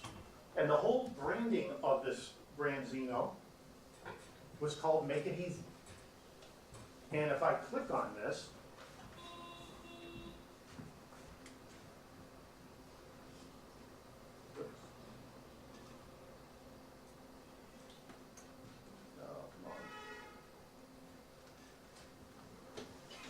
I'll have to show it to you, but I'll put it up and show you. This is a 90-second recipe. So we take these circles, when they wrap up the fish, the fillet at the store, they put that circle on it. Person gets home, takes their phone, scans that, up comes 3 recipes. 90-second, you know those Facebook recipes? Do you ever see how many people view them, those tasty ones? Millions. So I have this woman that's in her house, and she does these recipes using social media. So the woman at home can say, oh, that was easy. They can make this fish in 5 minutes. And I can see how many times people are watching these recipes. But am I done? No. So this marketplace, I said the first 20 people that post something to Instagram or Facebook, I'm gonna give them a $20 gift card to that supermarket. Then we're gonna pick one winner and give them $200. And then we're gonna use that person's recipe in the next ad. And I put these things up on the windows of the store and everything else. So using social media, using people posting to their friends, brand ambassadors, to continue the conversation. So my customers became my marketing op. But interestingly, you've got Branzino from agency in Mhm. India. The equivalent of the Branzino, which is CDAS, comes Yeah. from Vietnam. Pasta, that's a whole bit, yeah. And you know what, that's the problem with the seafood industry, everybody calls their stuff different. Like if you go to Las Vegas, they actually call this Luc de Mer, which is the French Branzino. But what we did here, this was the customer relationship. We just did not want to go in and go and sell the store and not help them sell it to their customer. We needed to own that relationship with them, okay? So yeah, this is part of your business model in the relationship. So the chefs told us 100% edible, farm raised, ocean friendly, pin bones, no bones in there, all natural, rich in omega-3s. It must have all of these safety requirements to make sure that it has the standards. So these were our key resources. Okay, remember I asked Seema, like, how many people do you sell? How many people is customer number one? Well, these are our activities to figure that out. This is our research. So you gotta have major people involved. Senior management is involved in it. We share research and market insights with our retail partners. They give us data because they scan. We can tell who customers, what kind of customers. We identify which customers we can grow and spend money on. We get our supply side, the people in the GNC, to cut it to a certain spec, package it a certain way. We have 3 different sizes. We're innovative in our packaging. We have our brokers involved, people selling it on the street. And we target the market segment. Now this is pretty cool. You ready? Okay. So, we're gonna go to San Diego. So, that's our geographic target we're gonna go after. We're looking for casual and fine dining restaurants. We don't want the quick serve restaurants, we want, the fine dining guys. So they're gonna sell this for $25, $30. The people in there, we wanted people that are urban, right? Go out and eat a lot, that type of thing. And that's what we're gonna target. We're looking for restaurants that use open table. You guys know what open table is? It's a reservation to go, right? I use open table all the time. Why would I look for restaurants that are using open table? Let me tell you why. Here's the metric of an open table user. They're affluent, they're metropolitan, they're active, they're social influencers, they travel, high level of discretionary income. They have a managed lifestyle, they own high-end cars, they're tech savvy, and guess what? They love good food. So we targeted restaurants that were very active users of open table. They had that type of customer. And then let's just go after the seafood restaurants. Guess what? There are 75 of them in San Diego. Do you know how long it took me to find them? To find this out?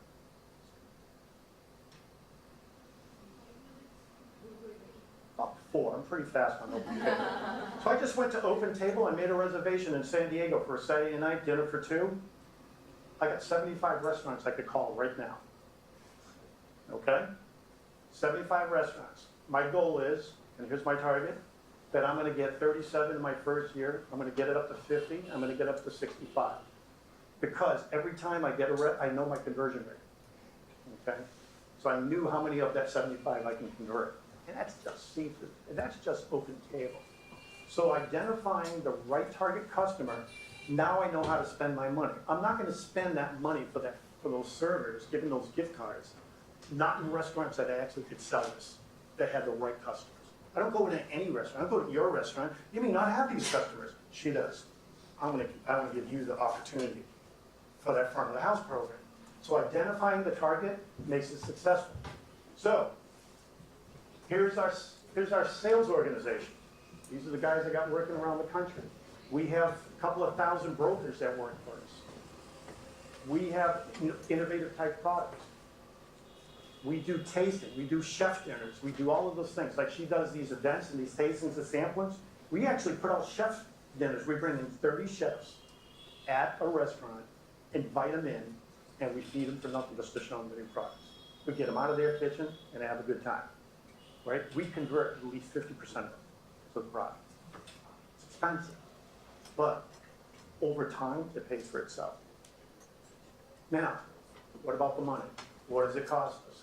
For every, and this is going to be very difficult, and I'll run it through. But for this supermarket chain, I know how many stores they have. I know how much I'm going to spend on every single ad program over the course of the year.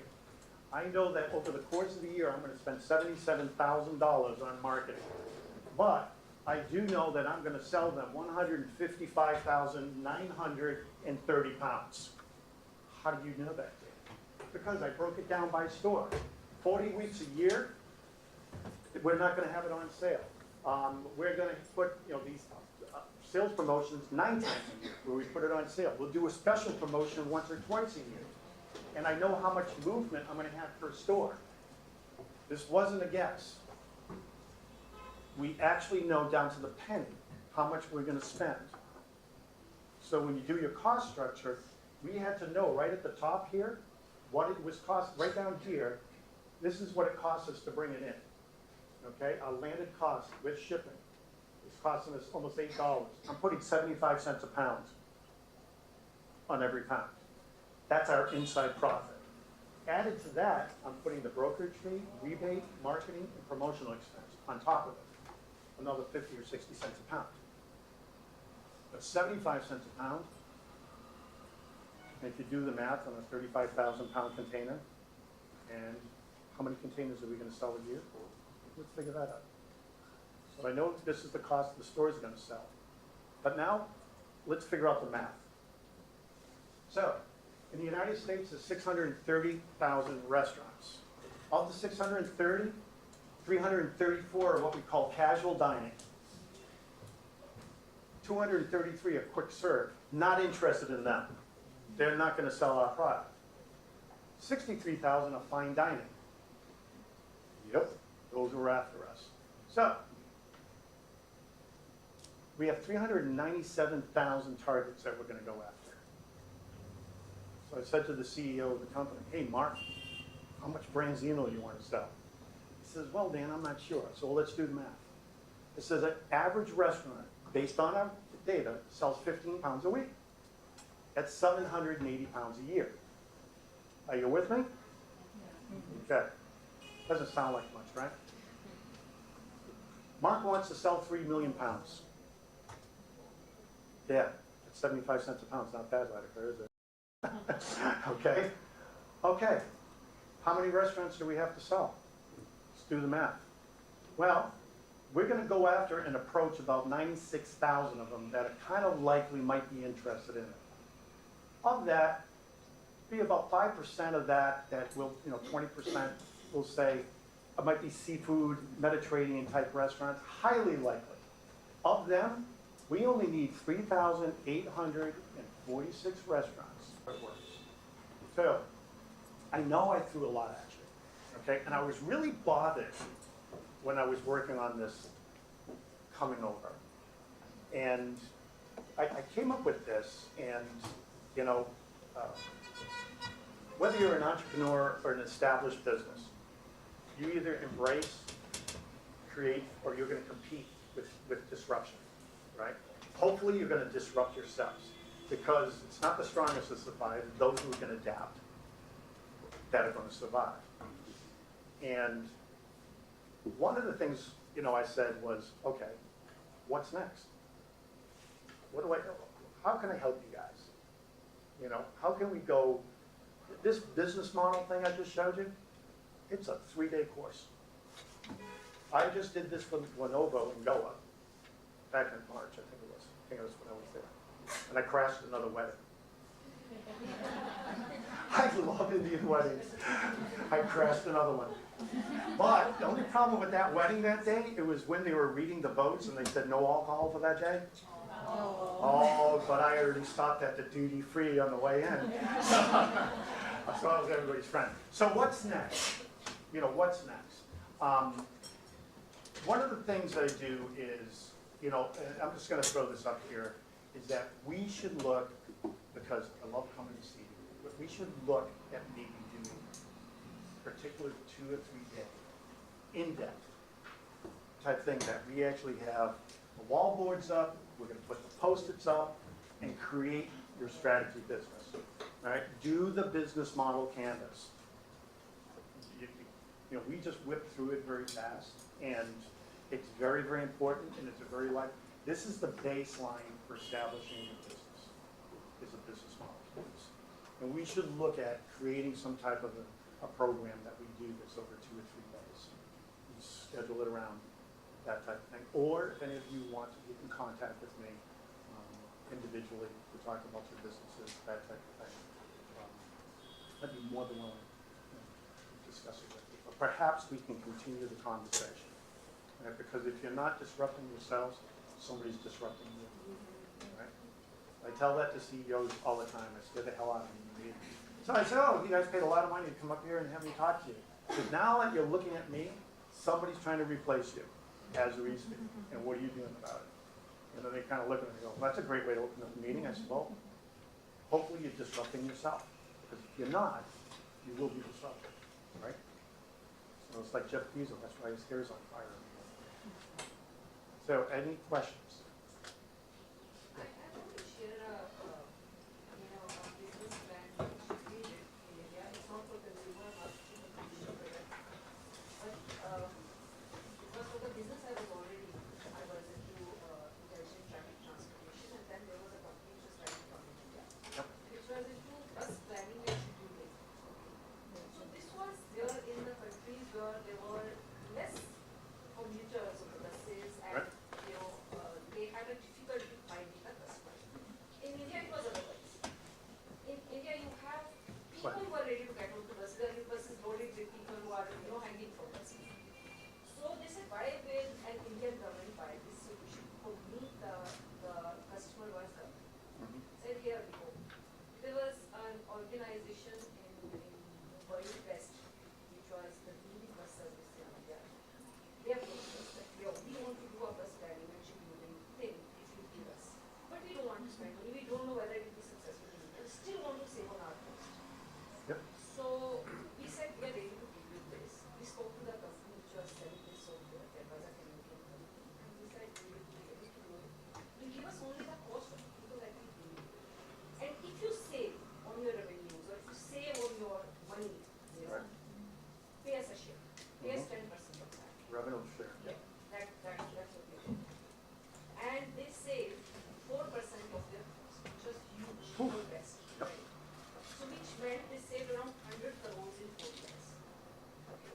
And we made our profit of 25 crores. No, we didn't have any sort of marketing strategy, knowledge, or this was nowhere in the book, but it just happened, and we wanted to take this. That looking at the segment that you said, where a lot of youth are coming into business and they want to do a startup. So here was an established company which diversified into a separate business vertical, taking a huge risk. Okay, so had they not made money or had they not saved on revenue, I won't have made money. Right. So this is another model of a business because Exactly. consumer marketing really. Hey, this brand Zeno, Yeah. this company is not in that business. They're in the shrimp business. They've never been in the fish business. They've been in the shrimp business. And in fact, we buy a lot of shrimp from India. A lot. And a lot of squid. But this was the first time they ever did it. And an investment, one load of that product, you're talking $500,000. So before we spent $500,000, we wanted to test, right? And to see. And we realized as a company that if we don't diversify into these other products, we're not going to be around for 4 years. We just not. Professor McQuade, you talked to diversification, but my question is a little more basic for people who are, let's say, doing a startup. What would be your, when they go, let's say, to an angel investor or a shark, the main things, they say they'll take care of marketing, they'll take care of all of things, but what is it that you would tell a startup or a person who's come up with something really? You know what, she asked a very good question, because personally, we're going through that right now, okay, with my startup, that we're meeting with people over here, and I just don't want their money. I really don't. I'm looking for someone that's actually gonna help us grow it, not by just getting money and equity. I wanna use some of their core assets, their competencies, to help us grow it. You know, whether they're involved in media here, whatever strength they have that identifies with our product. So my advice would be, just taking money from a shark that doesn't bring, you're just taking money, it's dangerous, okay?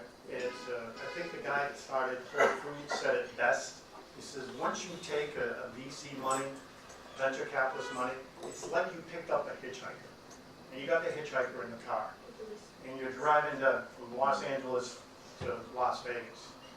Then you kind of like got lost a couple of times. I'd say that would be a little harsher than hitchhiking. So you know what, you get lost a little bit, right?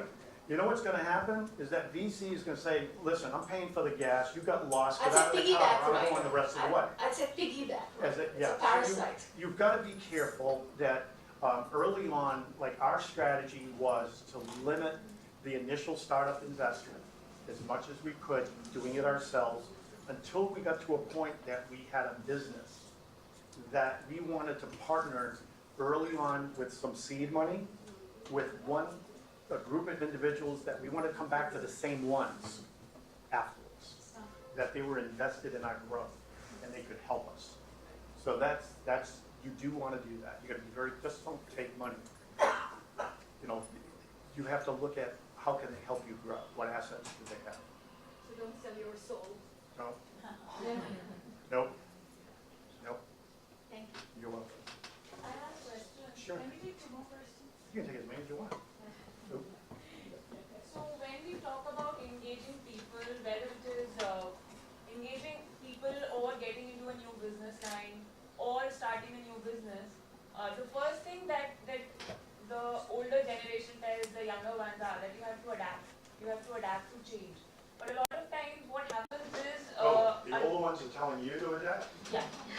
So even the younger ones tell the younger ones that you have to adapt to change. But a lot of times what happens is that this adaptability is termed in, it is taken in place of acceptability. We are supposed to accept what is wrong, and then they say, oh, you have to adapt. So how do we differentiate between acceptability and adaptability? That is very good. You know what? Listen, if there was anybody that went through this, it was me. And this was 1986, when I started the beef company. And at that time, the entire beef industry was in trouble because there was a lot of fat in the beef. So my partners and I, we were the first people in the United States to create a natural light beef. And they called us the Young Turks. The beef industry hated us, went after us. But we believed what we saw in the future. Could we be wrong? You bet. But we didn't adapt to what the business model was. Guess what? That's what happened to Macy's, right? Look at all the stores that are closing, right? Look at Ralph Lauren. Look at fashion. Look at how these existing business models that have been around for generations are now gone like this, right? They didn't adapt. You have to speculate with research to try to see what the changes are coming. Steve Jobs would never have done what he did if he listened to those people telling him to adapt. He couldn't do this, right? He wouldn't have created the iPod. He did things that we didn't even know we needed. And that's what you have to come up with. But you have to be smart and manage the risk. I'm not saying there's not going to be any risk, there's going to be a lot of risk. But you manage your downside risk. And so whatever startup you do, if you've identified your target segment like I did, right? And I got them involved and I changed and modified my business based on their opinions, your chance for success is going to be much greater. Don't ever let somebody tell you to adapt. Okay? Go ahead. Yes. So the one thing that I felt that wasn't talked about was competition. So let's say any business that starts today, there is a competitor sort of standing right there next to you, right? So even if it's a disruptor, let's say it's Uber that was lit right next to it, or if it's a Blue Apron that was plated right next to it, or so on and so forth, right? What is sort of the differentiator between what succeeds in the same business model and the other company that does not succeed? Okay, let's take Lyft and Uber. Yeah. Okay, if you ask a driver in the United States that drives for both, and you ask that driver, which one do you prefer working for? You know what they say? Lyft. Lyft's business model basically the same, right? Yeah, it is. It is. It's the same. But Lyft has a relationship with their driver versus Uber does not have a good relationship with their driver. So Lyft has a better relationship with their drivers. They let them make more money. They're actually tougher. They actually go out and meet them, check their store, because they feel if they have a better relationship with the driver will have a better relationship with the passenger. Okay? Even think of the colors. Uber, black. Lyft, pink. Right? They have more female drivers. They have. It's no different than Home Chef and Blue Apron. Home Chef says, we're going to base our meals on a logarithm that you gave us. That we're going to know you and create meals and suggest meals based on the science, right? That you just told us. So there's competition, but where's the gap that makes you different? What's your competitive advantage? What's your superpower? What's the superpower? You know, that's what you got to find. So when you do your competitive analysis, oh man, let me tell you, Alvatica knows I'm really good at this. I love competitive analysis. So that's what the difference is. Any other questions? Thank you very much, Professor Daniel. You're welcome. Very, very grateful. I love the saying that if you don't disrupt yourself, someone else will disrupt you. Thank you so much. May I now request the agenda call? Yep. Vice President, take the vote. Okay. Let me come back.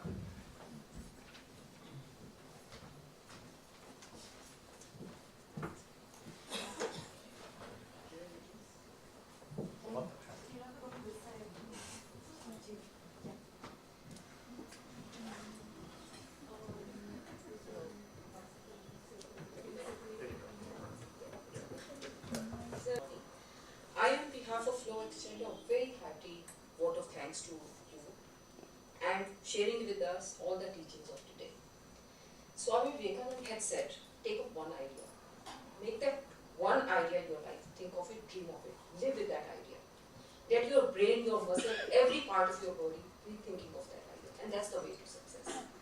So this morning today summarizes this so beautifully. And the way you told us, if you're planning to do something or already doing something, focus and follow with a lot of passion. And here, what you told us about the branding and building up a business model. I'm sure you really made everything very comprehensive and easy to understand, and I'm sure all of us will go back with a lot of learning today from today's session. Vasvi, hats off to you for conceptualizing this program. And a sincere thanks to Latika for helping Flo put this program together. Seema, thanks a lot to you for sharing the case study of your organization with us. Kudos to Secretariat for putting this program together. Thank you all for joining the session.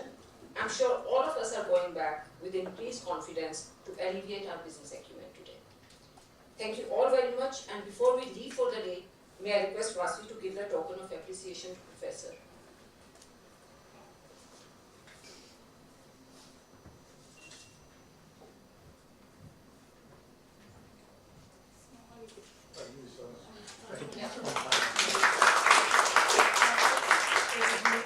The gender parity index that Flo was taken out last year. Go girls. Yeah. And we're going to roll Really? out to companies to see how they stand and if it's a preferred place for women to work. You know what? It's like the Bloomberg, index, right? It's the same thing. Good That's for you guys. First one in India. First one. Oh, awesome. Nice. I love it. I love it. I will use this. And we'd love to get your thoughts on it. I will absolutely. We have a team who worked on it, so we Right. would love your feedback. Who worked on it? I know. Okay, I will And I'm absolutely. even past President Rita Bimbesh. So did you enjoy the videos? Very, Yeah, very. with Shauna's? Yeah, she's, I'm glad I did my research before I came. Thank you so much. My pleasure. I always enjoy coming here. I want to come back soon and, We will work on it. you know what I'll also do is I'll give you a jump drive with the deck. Yes. If anybody wants access to it. Share Share that. I'd like to get your ideas on how we would be able to attract companies to take our, to come aboard on this gender parity. Yes, I'll. That's where we actually now stumbled. Okay. So, So thank you all very much. Thank you for